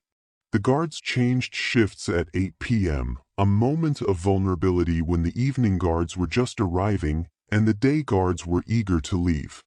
Most importantly, Elizabeth agreed to create a distraction. At precisely 8:15 p.m. on June 24th, she would trigger the facility's fire alarm. It was a manual system, a pull lever that would ring bells throughout the building. The alarm would create chaos, draw the guards to investigate, and give Harrison and Marcus perhaps 5 minutes to get in, reach Lydia's room, and get out. 5 minutes isn't much, Marcus said when they reviewed the plan. It's enough. It has to be enough. They brought Lydia Johnson into the planning. She deserved to know, deserved to be part of her daughter's rescue. When Harrison explained what they intended, Lydia didn't hesitate. What do you need me to do? Wait at the roadside with a wagon half a mile from the facility entrance. We'll bring Lydia to you and then we run. All of us, you, Lydia, and me. Marcus will stay behind, create confusion about which direction we went. Then we separate. Marcus goes his own way. We take you and Lydia to a safe house in Connecticut, then arrange passage to Canada within a week. You're coming with us, Professor. You'll lose everything. I've already decided. I can't send you into hiding while I stay here pretending nothing happened. I'm complicit in this. I need to see it through." Clarara's eyes filled with tears. "Why are you doing this? Really? You're a white man with position and respect. We're nothing to you. You're not nothing. Your daughter is one of the most remarkable people I've ever known. And if I stand by and watch her be destroyed because acknowledging her brilliance is inconvenient, then everything I've claimed to believe about human dignity and truth and justice is a lie. I'd rather lose my career than live that lie." The days before June 24th moved with agonizing slowness. Harrison continued his normal teaching duties, maintaining the appearance that nothing was wrong, all while making quiet preparations. He withdrew his savings in cash, converted some to traveler's checks under a false name. He packed a bag with essentials, clothes, documents, funds. He wrote letters to colleagues, sealed and dated, to be opened only if he didn't return. Letters explaining what he'd done and why. He said goodbye to his life because he understood that after June 24th, Professor Harrison Webb of MIT would cease to exist. He would become Harrison Miller or John Collins or whatever name they chose in Canada. He would become a fugitive, a kidnapper in the eyes of the law, a man who had thrown away respectability for principle. And he found that he was more at peace with that decision than he'd been with anything in his careful, respectable academic career. June 24th, 1897 arrived with the kind of perfect summer weather that feels obscene when you're planning something terrible and necessary. Harrison and Marcus met at 3 p.m. in a rented room 2 miles from Brightwater, going through the plan one final time, checking equipment, timing each step. They would approach the facility at 7:30 using the cover of dusk. They would wait near the East Service entrance until 8:15 when Elizabeth triggered the alarm. Then they would move. At 8 p.m., they were in position, hidden in the treeline near Brightwater's eastern wall. Harrison could hear his own heartbeat, loud and irregular. He'd never done anything remotely like this, never broken a law more serious than overdue library books. Now he was preparing to break into a private facility, remove a child against state authority, flee across state lines. Every instinct of his ordered academic life screamed that this was wrong, illegal, career-ending, and yet sitting in those trees, watching the sun sink behind Brightwater stone walls, he knew with absolute certainty that it was right. At 8:14, Marcus checked his pocket watch. 1 minute. You remember the route? East entrance, second floor, service stairs, third floor, left corridor, fifth door. If anything goes wrong, if we get separated, you run. Don't wait for me. Get the girl and run. I'm not leaving without her. I know. That's what worries me. You're a good man, Professor, but good men aren't always good at the kind of ugly necessities that... The fire alarm exploded into sound, bells clanging throughout Brightwater, the noise carrying across the grounds. Marcus moved immediately, running low toward the service entrance. Harrison followed, his breath harsh in his throat, his legs clumsy with adrenaline. Marcus reached the door, pulled out lockpicks, worked for 30 seconds that felt like hours. The lock clicked. They were inside. The interior was chaos, exactly as hoped. Staff running toward the alarm, guards shouting questions, patients in some rooms crying out in confusion or fear. Harrison and Marcus moved against the flow, heading for the service stairs while everyone else converged on the supposed fire. Up the stairs, legs burning, lungs aching. Second floor. Keep going. Third floor.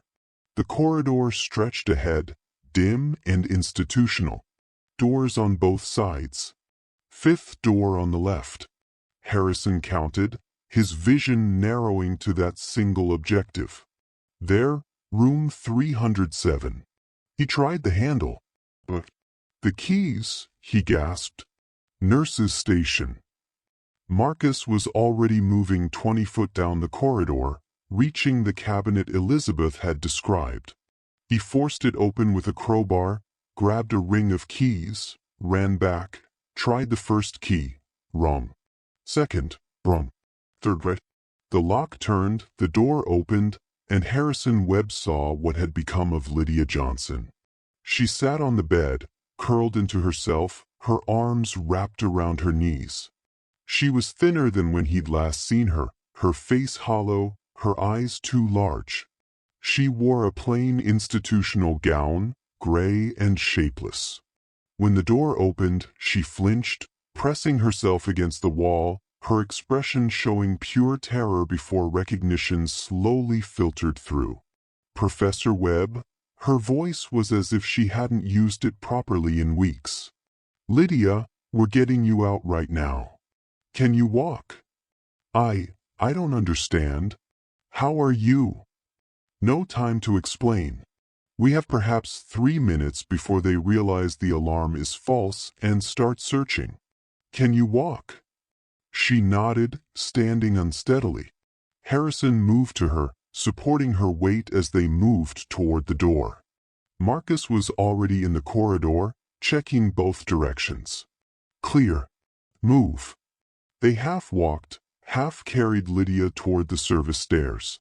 Behind them, Harrison heard shouting, someone yelling that there was no fire, that it was a false alarm, that everyone should return to their stations. They reached the stairs and started down. Second floor. Keep moving. First floor. The service entrance was ahead, the door they'd come through still unlocked. Almost there. Almost. A guard appeared at the end of the corridor, confused at first, then alarmed. Hey, what are you doing with that patient? Marcus didn't hesitate. He charged the guard, hitting him hard in the midsection, driving him back against the wall. The guard struggled, reaching for a whistle on his belt. Marcus hit him again. A vicious punch that dropped the man to the floor, unconscious or stunned. Go! Marcus shouted. I'll hold them here. Get her out. Harrison ran, supporting Lydia, bursting through the service entrance into the evening air. Behind them, whistles were blowing, voices shouting, the facility waking to the realization that someone had breached security. He ran for the wall, pulling Lydia with him. She was gasping, her legs weak, but she kept moving, kept pushing herself. At the wall, Harrison interlaced his fingers. Step here. I'll boost you over. She put her foot in his hands. He lifted, straining, getting her high enough to grab the top of the wall. She pulled herself up with strength that seemed impossible given her condition, driven by pure, desperate will. Then she was over, dropping down the other side. Harrison grabbed the wall's top edge, pulled himself up, his arms screaming. For a terrifying moment he thought he couldn't do it, that he'd hang there until the guards caught up. Then adrenaline gave him the strength he needed. He pulled himself over, dropped heavily on the other side, his ankle twisting painfully as he landed. Lydia grabbed his arm. Come on. They ran into the trees, branches whipping their faces, roots catching their feet. Behind them, Harrison heard guards at the wall, heard them climbing over, but the darkness in the dense forest gave them cover. They had perhaps a 2-minute lead. They ran for the road, for where Clara waited with the wagon. 200 yards, 150, there, the road emerging from the trees. And there, the wagon. And there, Clara jumping down, her face transforming when she saw her daughter. Mama! Lydia's voice broke. She stumbled forward, falling into her mother's arms, both of them sobbing. In the wagon, Harrison gasped, Now, they're right behind us. Clara lifted Lydia into the wagon bed, climbed up after her. Harrison pulled himself onto the driver's bench, grabbed the reins, snapped them hard. The horse started forward, slow at first, then faster, pulling them away from Brightwater, away from the sounds of pursuit, away from the facility where they tried to break a brilliant child's mind. They drove through the night, changing roads frequently, heading generally northeast toward Connecticut. Every sound made Harrison jump. Every distant rider made him think they were caught. But as hours passed and no pursuit materialized, he began to believe they might actually escape. At dawn, they reached the Safe House, a Quaker farm in northern Connecticut, whose owners asked no questions. Clara and Lydia were given a room. Harrison collapsed in a chair, exhausted beyond anything he'd ever felt. But they'd done it. Against the machinery of law and institutional authority, against the power of men like Thorne, who controlled resources and respectability, they'd done it. They'd rescued one brilliant girl from captivity. Later that morning, as Clara tended to her daughter and Harrison tried to process everything that had happened, Lydia asked to speak with him privately. They sat in the farm's kitchen while Clara bathed upstairs, and Lydia looked at him with eyes that had aged years in the weeks since her abduction. "Professor Webb, I need to tell you what Dr. Thorne was planning. What he called the definitive test. You don't have to talk about that now. You're safe. You can rest. No. You need to know. You need to understand what you saved me from." She took a shaking breath. "He was going to perform surgery on my brain." Harrison felt the room tilt. "What?" "He said it was the only way to definitively understand the source of my abilities. He said the measurements and tests were inconclusive, that the only way to prove whether my intelligence was genuine or aberrant was to examine my brain directly. He described the procedure in detail, how he would open my skull, remove sections of brain tissue for analysis, map the structures that might explain my abilities. He said I would likely die during or shortly after the surgery, but that was acceptable for the advancement of science. He said my sacrifice would help determine the truth about racial intelligence once and for all." She was crying now silently, tears streaming down her face. "He talked about it like he was being kind to me, like he was doing me a favor by making my death meaningful. He kept saying that surely I understood the importance of contributing to scientific knowledge, that this was my chance to matter, to be part of something larger than myself. And I realized that he genuinely believed it. He thought he was being reasonable, that killing me to study my brain was a legitimate scientific methodology. Because to him, I'm not a person. I'm a specimen, and specimens exist to be studied, no matter what it costs them." Harrison pulled her into an embrace, feeling her thin frame shaking against him. "He will never touch you again. I promise. We're taking you somewhere he can't reach you. You'll be free to learn and grow and become whatever you're capable of becoming. And he'll spend the rest of his life knowing that the evidence that proved him wrong escaped. Do you think he'll stop looking for me? I think he'll try to find you. But, Professor, the world is large and we're going to make you disappear into it so thoroughly that Dr. Marcus Thorne will search for the rest of his life and never find you. You'll become a ghost story, the brilliant girl who vanished, the one who got away, and that will haunt him forever." For the first time since her rescue, Lydia smiled, a small, fierce expression that suggested that despite everything they'd done to her, despite all the weeks of isolation and examination and fear, they hadn't broken what mattered most. Her mind was still hers. Her brilliance still burned. And now she would have the chance to see what she could become when given freedom instead of captivity, education instead of examination, humanity instead of being treated as a specimen.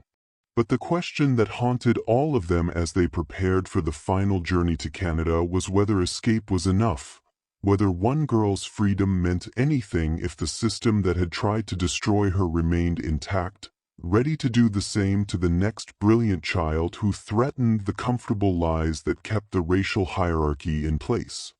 And it's here at this moment of successful escape but uncertain future that we must pause again. They crossed into Canada on July 2, 1897 using forged documents that identified them as the Miller family, John Miller, a widowed schoolteacher from Vermont, his sister Clara Era Miller, and her daughter Sarah Miller, traveling to Toronto to take up a teaching position. The border guards barely glanced at them. 3 more Americans among thousands crossing for work or opportunity or reasons they didn't care to explain.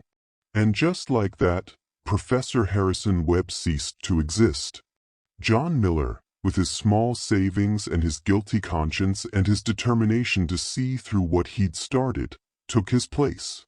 Toronto in 1897 was a city transformed by migration. Thousands of freed slaves and their descendants had made their way north over the decades, creating communities that understood the necessity of protecting those who fled American injustice.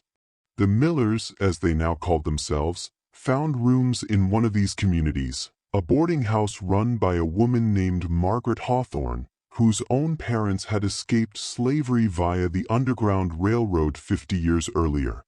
Margaret asked no questions about their past, required no explanations for the careful way they avoided giving details about where they'd come from or why they'd left.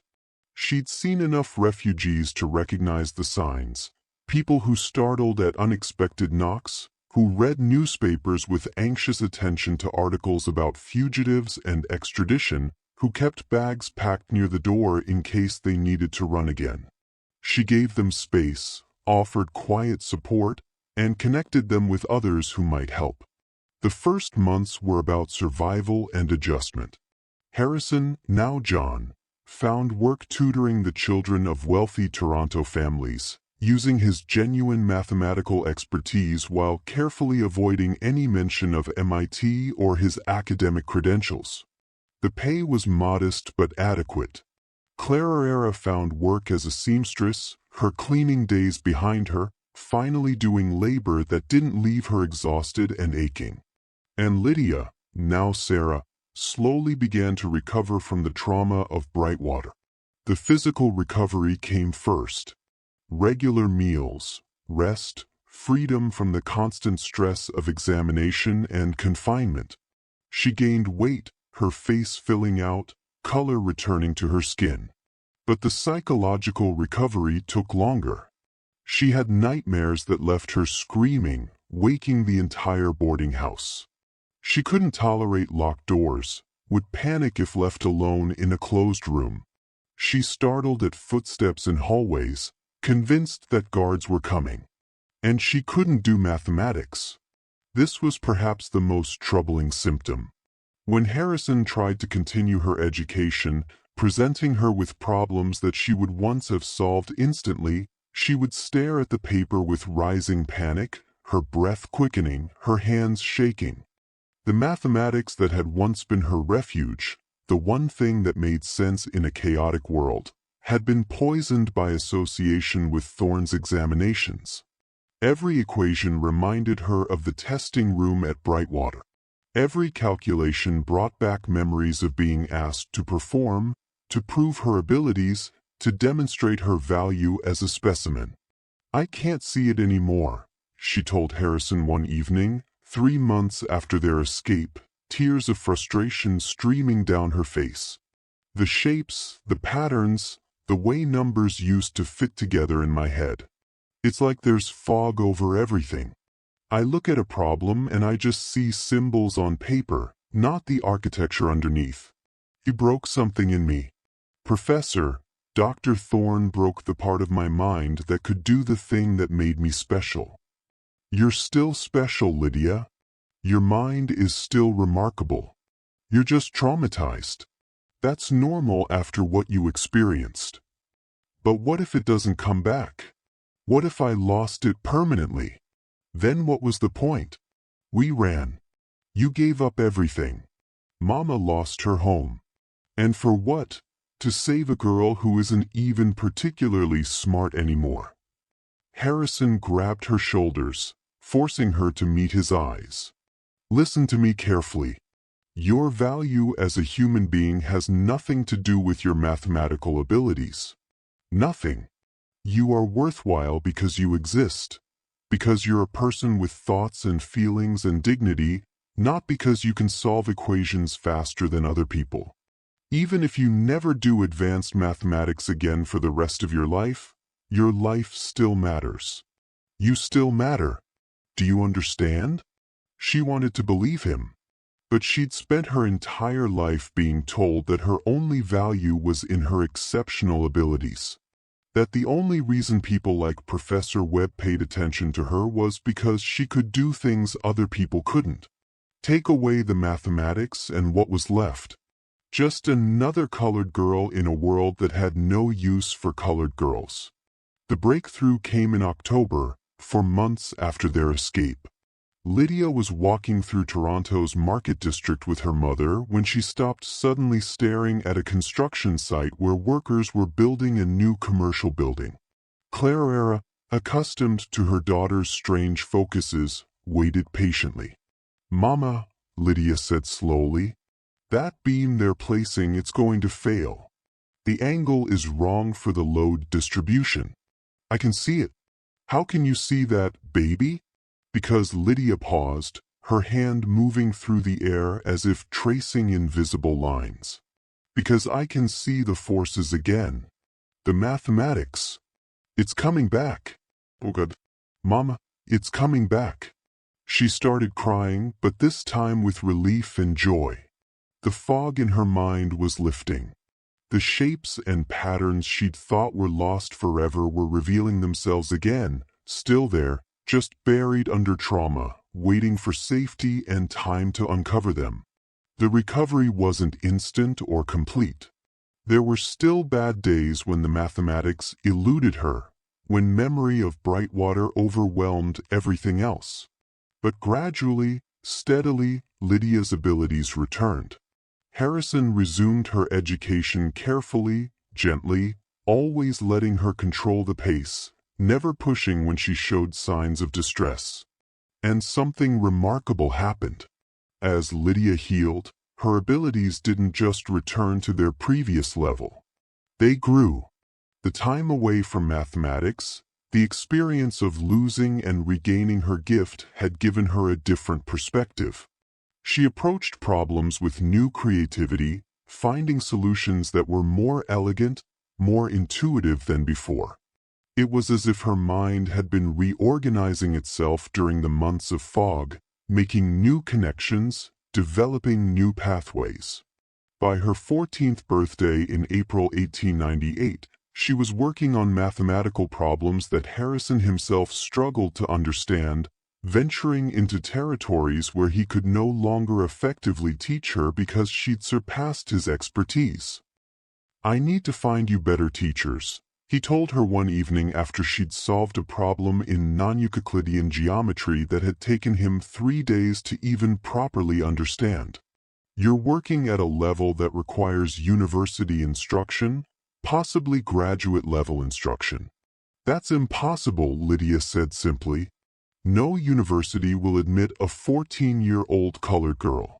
Maybe not officially, but there might be other ways. Let me ask around, see if any professors at the University of Toronto might be willing to work with you privately." He did ask around carefully, discreetly, testing whether the academic community in Toronto might be more open-minded than their American counterparts. The responses were mixed. Some professors dismissed the idea out of hand, unwilling to waste time on a Negro child, regardless of her supposed abilities. Others expressed interest but wanted extensive proof before committing time to such an unusual student. And a few, a precious few, agreed to meet with Lydia simply because they were curious, because the intellectual challenge of working with an exceptional mind outweighed their prejudices or social concerns. Professor Daniel Morrison was the first to take her seriously. He was 63 years old, nearing retirement from the University of Toronto's mathematics department with a reputation for brilliance and eccentricity in equal measure. He'd published groundbreaking work on differential equations and had little patience for academic politics or social conventions. When Harrison approached him with the carefully edited story of a young prodigy who needed advanced instruction, Morrison's response was characteristically blunt. "Bring her round. If she's as capable as you claim, I'll know within an hour. If she's not, stop wasting my time." The meeting took place in Morrison's cluttered office, books and papers stacked everywhere, blackboards covered in half-erased equations. Lydia entered nervously, still uncomfortable around authority figures after bright water. Morrison barely looked at her, just gestured toward a chair and said, "Sit. I'm going to give you a problem. Take as long as you need to solve it." He wrote on the blackboard a complex problem involving infinite series convergence, the kind of question that would appear on a qualifying examination for doctoral students. Then he returned to his desk and began grading papers, apparently forgetting Lydia's presence.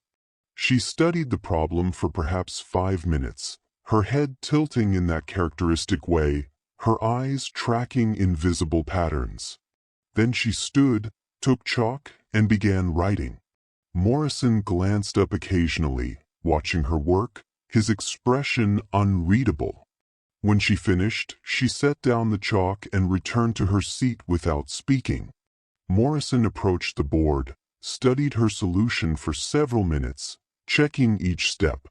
Then he turned to look at her properly for the first time. "How old are you?" "14, sir." "Who taught you this methodology?" "No one, sir. I just saw that if you restructured the series this way, the convergence became obvious."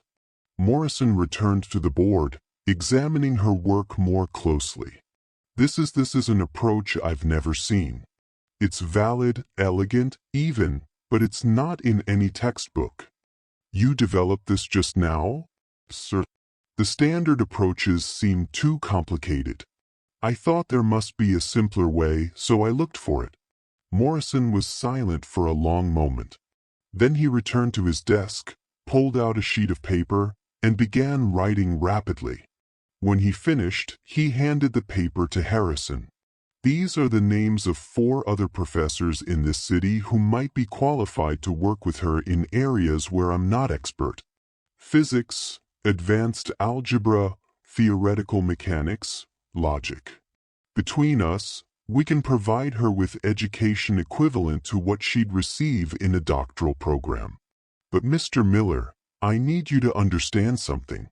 This girl is not just talented. She's genuinely exceptional. The kind of mind that appears maybe once in a generation, possibly once in several generations. She needs to be developed carefully, challenged appropriately, protected from those who would exploit her." "She's been exploited before," Harrison said carefully, uncertain how much to reveal. "We left the United States partly to escape that situation." Morrison studied him with sharp eyes. "I'm not going to pry into your past, but I will say this. Whatever her abilities, whatever her potential, she's a colored girl in a world that's hostile to colored girls. Even here, even in Canada, where things are theoretically better, she'll face barriers. She'll be dismissed, underestimated, excluded from opportunities that mediocre white men take for granted. If we're going to educate her, we need to be realistic about what her future holds. She can't publish under her own name without being ignored or mocked. She can't attend university officially. She can't pursue a conventional academic career. So, the question becomes, what do we train her for? What's the end point of this education?" It was the question that haunted all of them. What was the point of developing Lydia's abilities if she had no legitimate avenue to use them? They couldn't publish her work without exposing her to exactly the kind of attention they'd fled. They couldn't send her to university without risking discovery. They couldn't let her build a public reputation without making her vulnerable to people like Thorne, who would see her as a threat to be neutralized or a specimen to be studied. The solution they developed was both practical and profoundly unfair. Lydia would continue her education, working privately with Morrison and his colleagues. She would develop her abilities, pursuing mathematical research at the highest levels. But her work would be published under Harrison's name, with him serving as a front, a respectable white male face that the academic world could accept. Lydia would be a ghost, the brilliant mind behind discoveries that others would receive credit for. When Harrison proposed this arrangement, Lydia was quiet for a long time. "So, I do the work and you get the recognition. Yes, it's unjust and I hate it. But it's the only way I can see for your work to actually reach people who might use it, build on it, advance the field. If we publish under your name, it will be ignored or dismissed. If we publish under mine, it has a chance to matter. Will anyone know? Eventually, will history know that I'm the one who actually did the work? I'll document everything. Every paper we publish, I'll keep records showing you're the true author. Someday, when it's safe, when society has changed enough that the truth won't destroy you, we'll reveal it.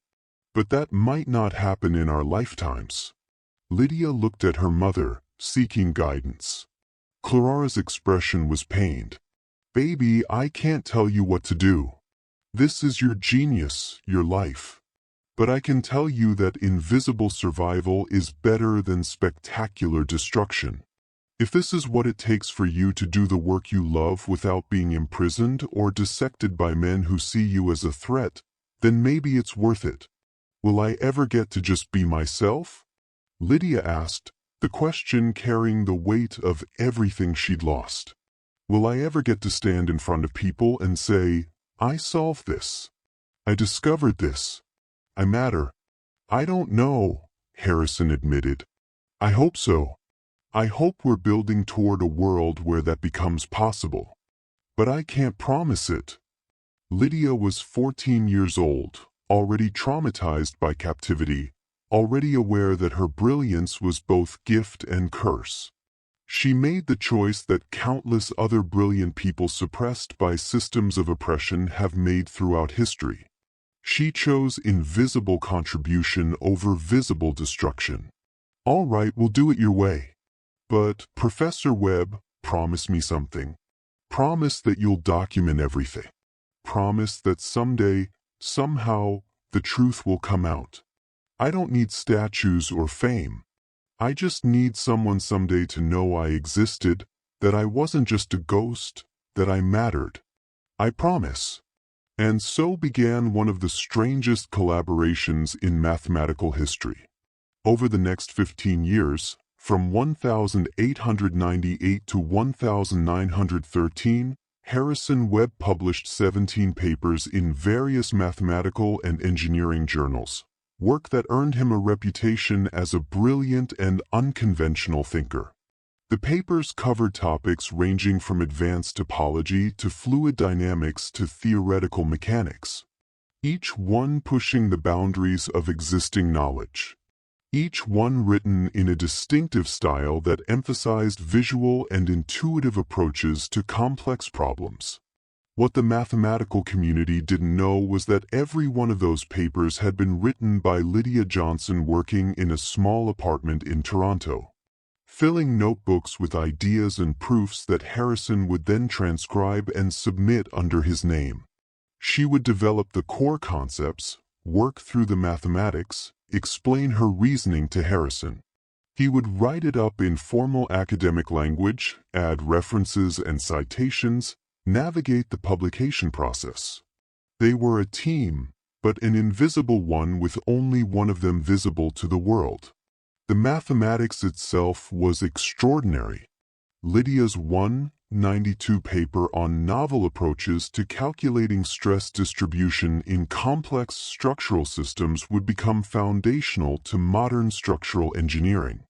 Though it would be credited to Harrison Webb, her 97 work on intuitive visualization methods for multidimensional mathematical spaces would influence the development of topology for decades.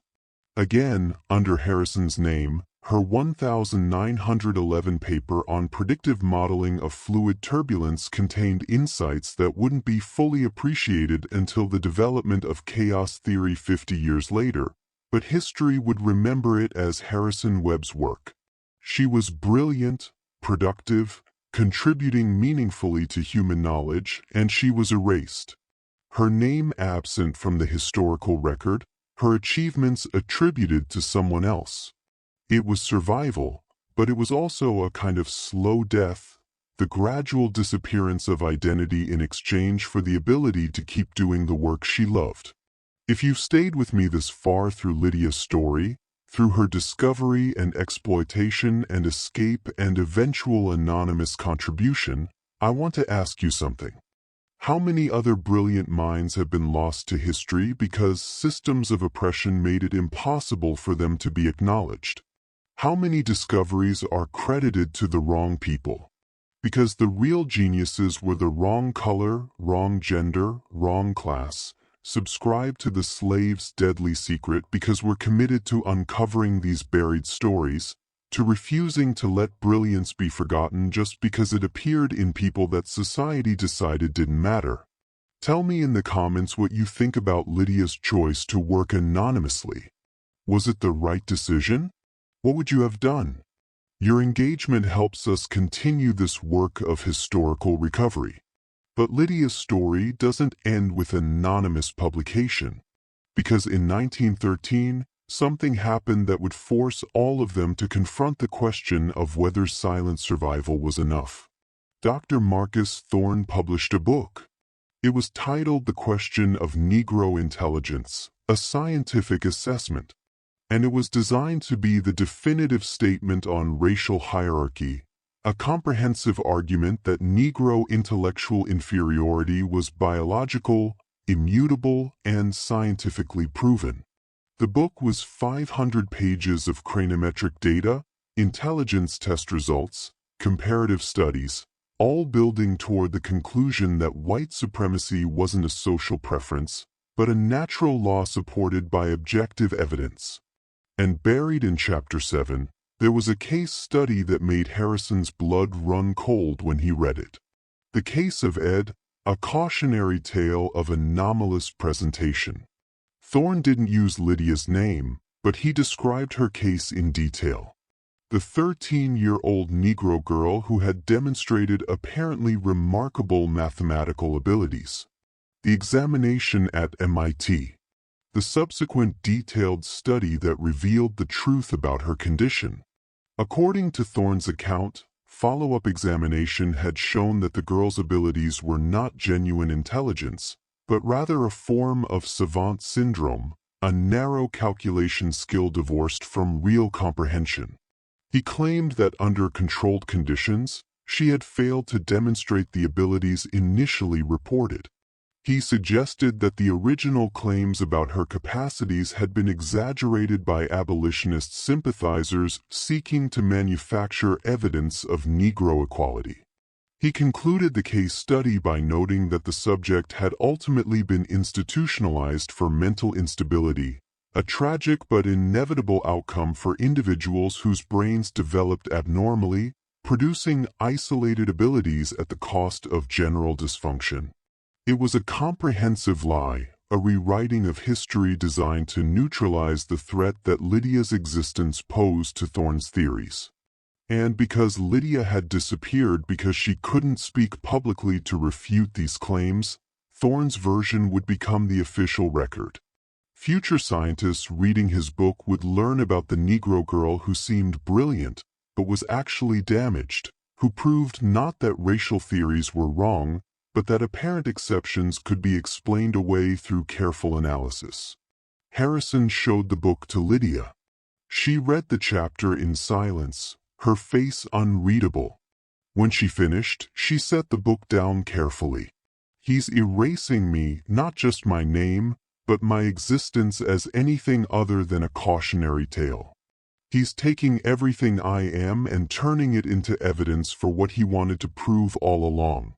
We can refute this. We can publish a response. Explain what really happened. Under whose name? Yours. Then Thorne will ask how you know so much about this girl's case. Unless you were directly involved, which would lead to questions about where she is now, which would expose us. We can't fight this without destroying ourselves. So we let him lie. We keep doing what we've been doing. We keep contributing, keep advancing mathematics, keep proving through our work that the mind behind it is brilliant. Maybe that's enough. Maybe the work matters more than the recognition. But the bitterness in her voice suggested she didn't entirely believe that. The truth was that Thorne's book hurt in ways that isolation and examination hadn't, because it was existential erasure. The claim that she had never been what she was, that her brilliance had been imaginary or fraudulent, that she was a cautionary tale rather than a revolutionary example. How do you fight that? How do you prove you exist when the system is designed to deny your existence? Over the following years, Harrison and Lydia continued their collaboration, continued producing papers, continued advancing mathematical knowledge.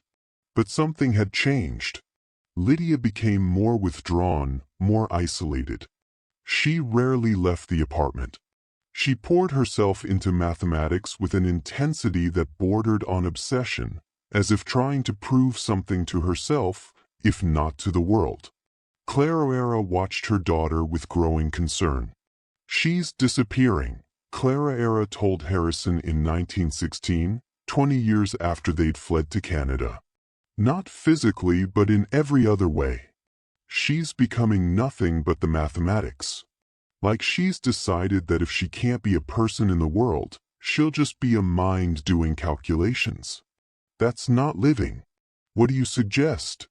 "We've tried everything we can think of to give her a normal life while protecting her from exposure.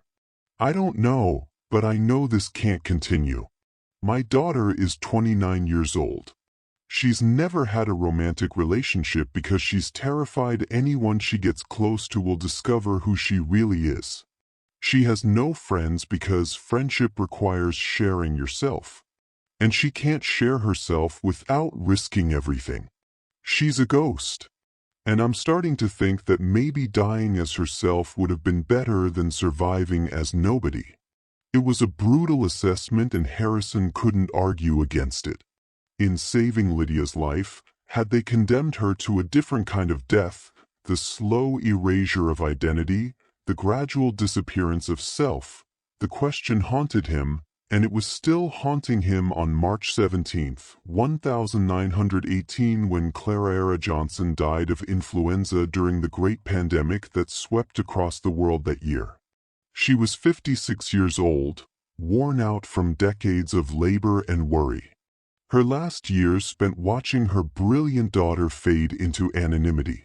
Lydia, who remembered everything perfectly, would never forget her mother's final words. "Baby, promise me something. Promise me you'll find a way to be yourself. Even if it's dangerous, even if it means losing the work. You can't spend your whole life being someone else's ghost. Promise me." "I promise, Mama." But it was a promise Lydia didn't know how to keep. After Clara's death, something broke in Lydia. Or perhaps something that had been holding together through sheer will finally came apart. She stopped working on mathematics. She stopped responding to Harrison's attempts to engage her. She spent days sitting silently, staring at nothing, trapped in memories that her perfect recall wouldn't let fade.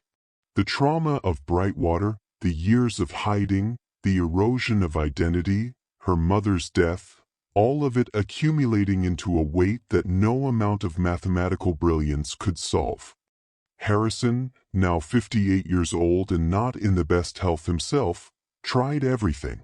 He brought her books, proposed new problems, arranged meetings with Morrison and the other professors who'd worked with her over the years.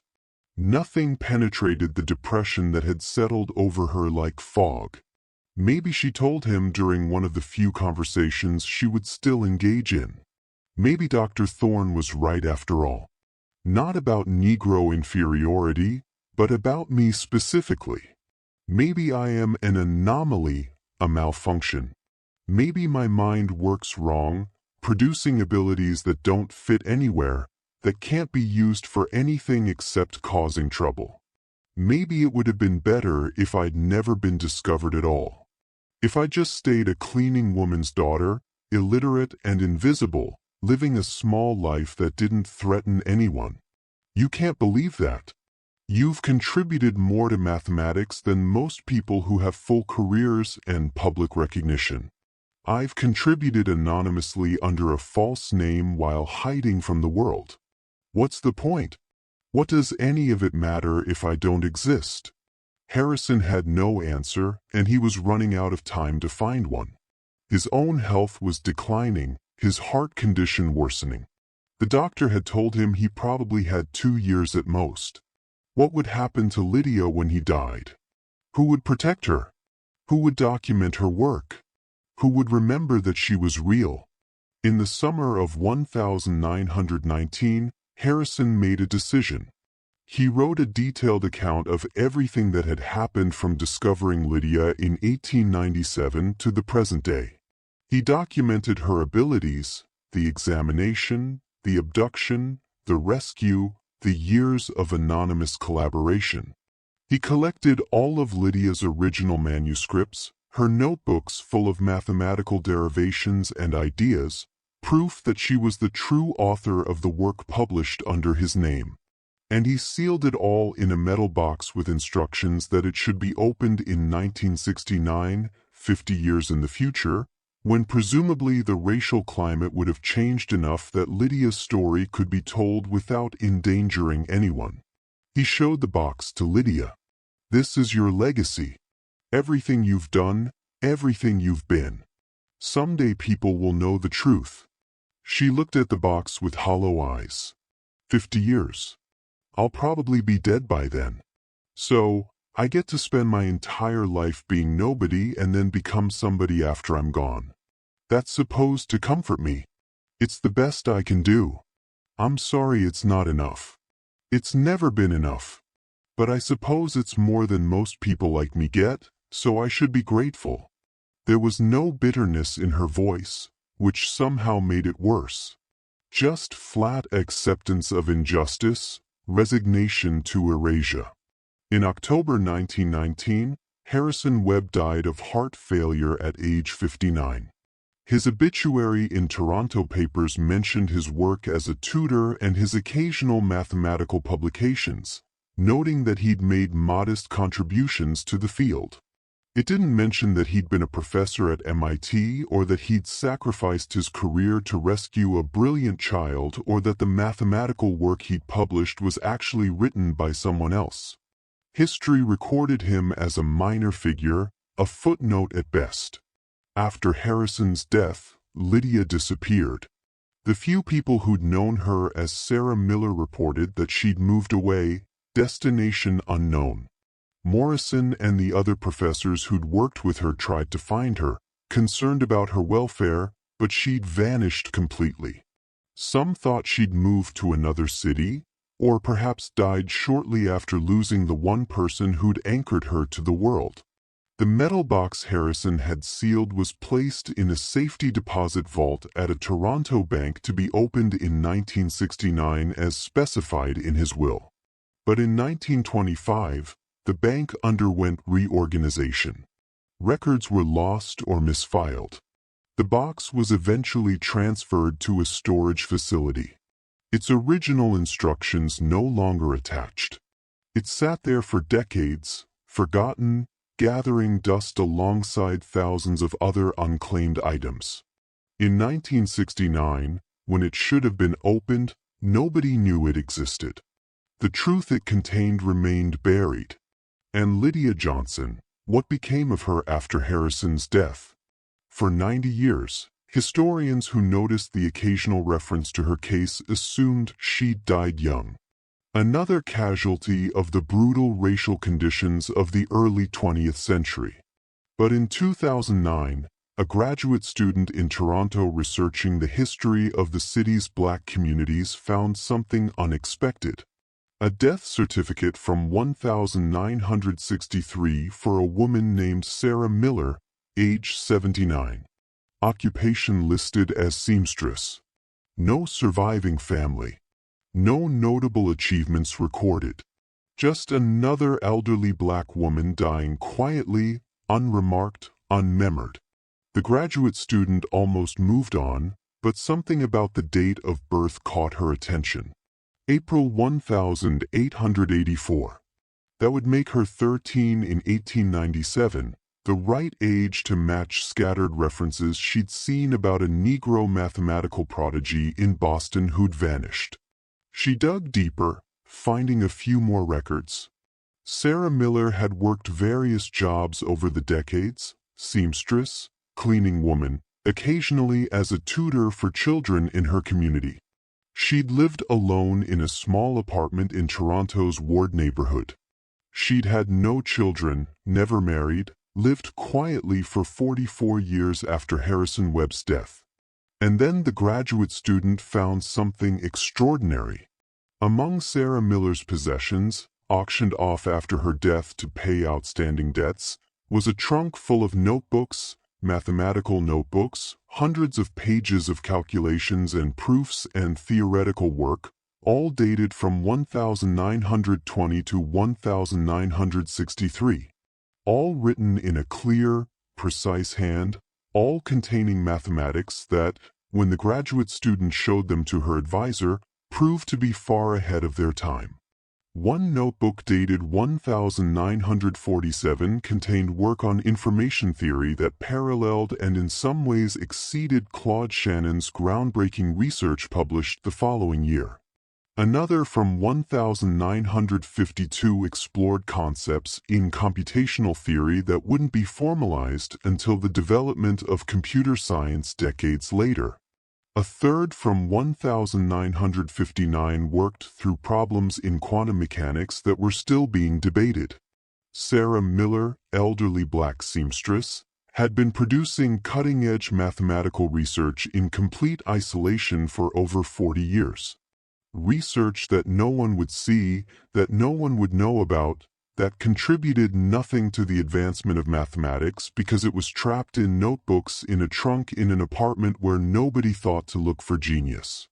The graduate student spent 3 years tracking down Sarah Miller's real identity, following fragmentary references, connecting dots across a century of deliberately obscured history.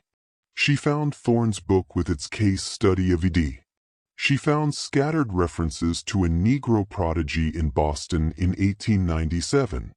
She found Harrison Webb's publications and noticed the distinctive visual intuitive style that didn't match his earlier work before 1898.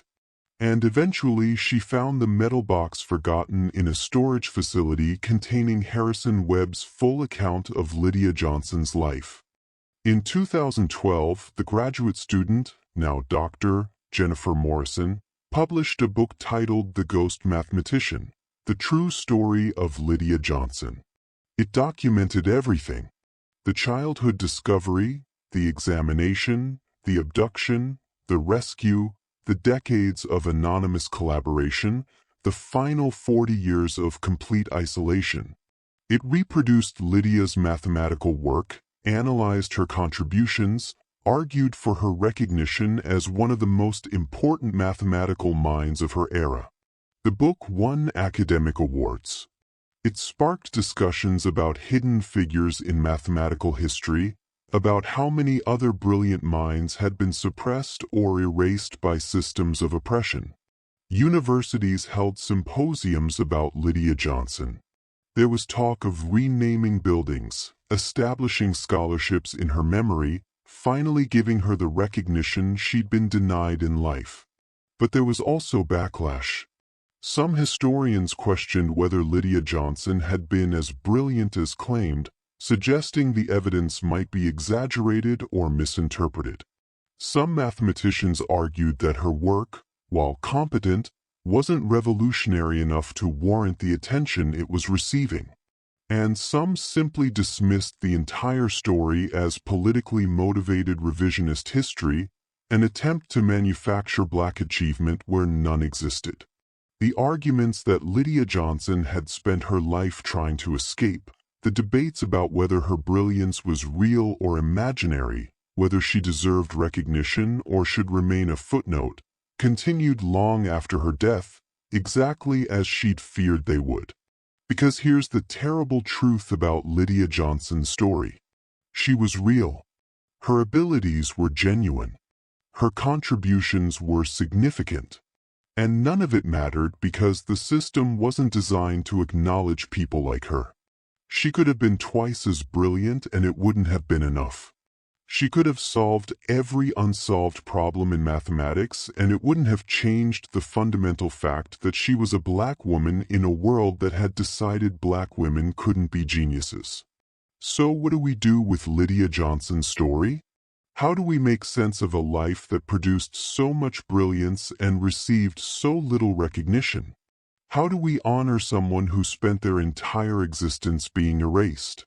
Maybe we start by asking different questions. Not was she as brilliant as claimed, but how many others like her never had anyone to document their existence at all? Not did she contribute enough to deserve remembering, but what kind of world forces genius to justify its own existence? Not should we rename a building after her, but how do we dismantle the systems that made her invisible in the first place? Because Lydia Johnson wasn't an anomaly. She was a pattern repeated thousands of times across history.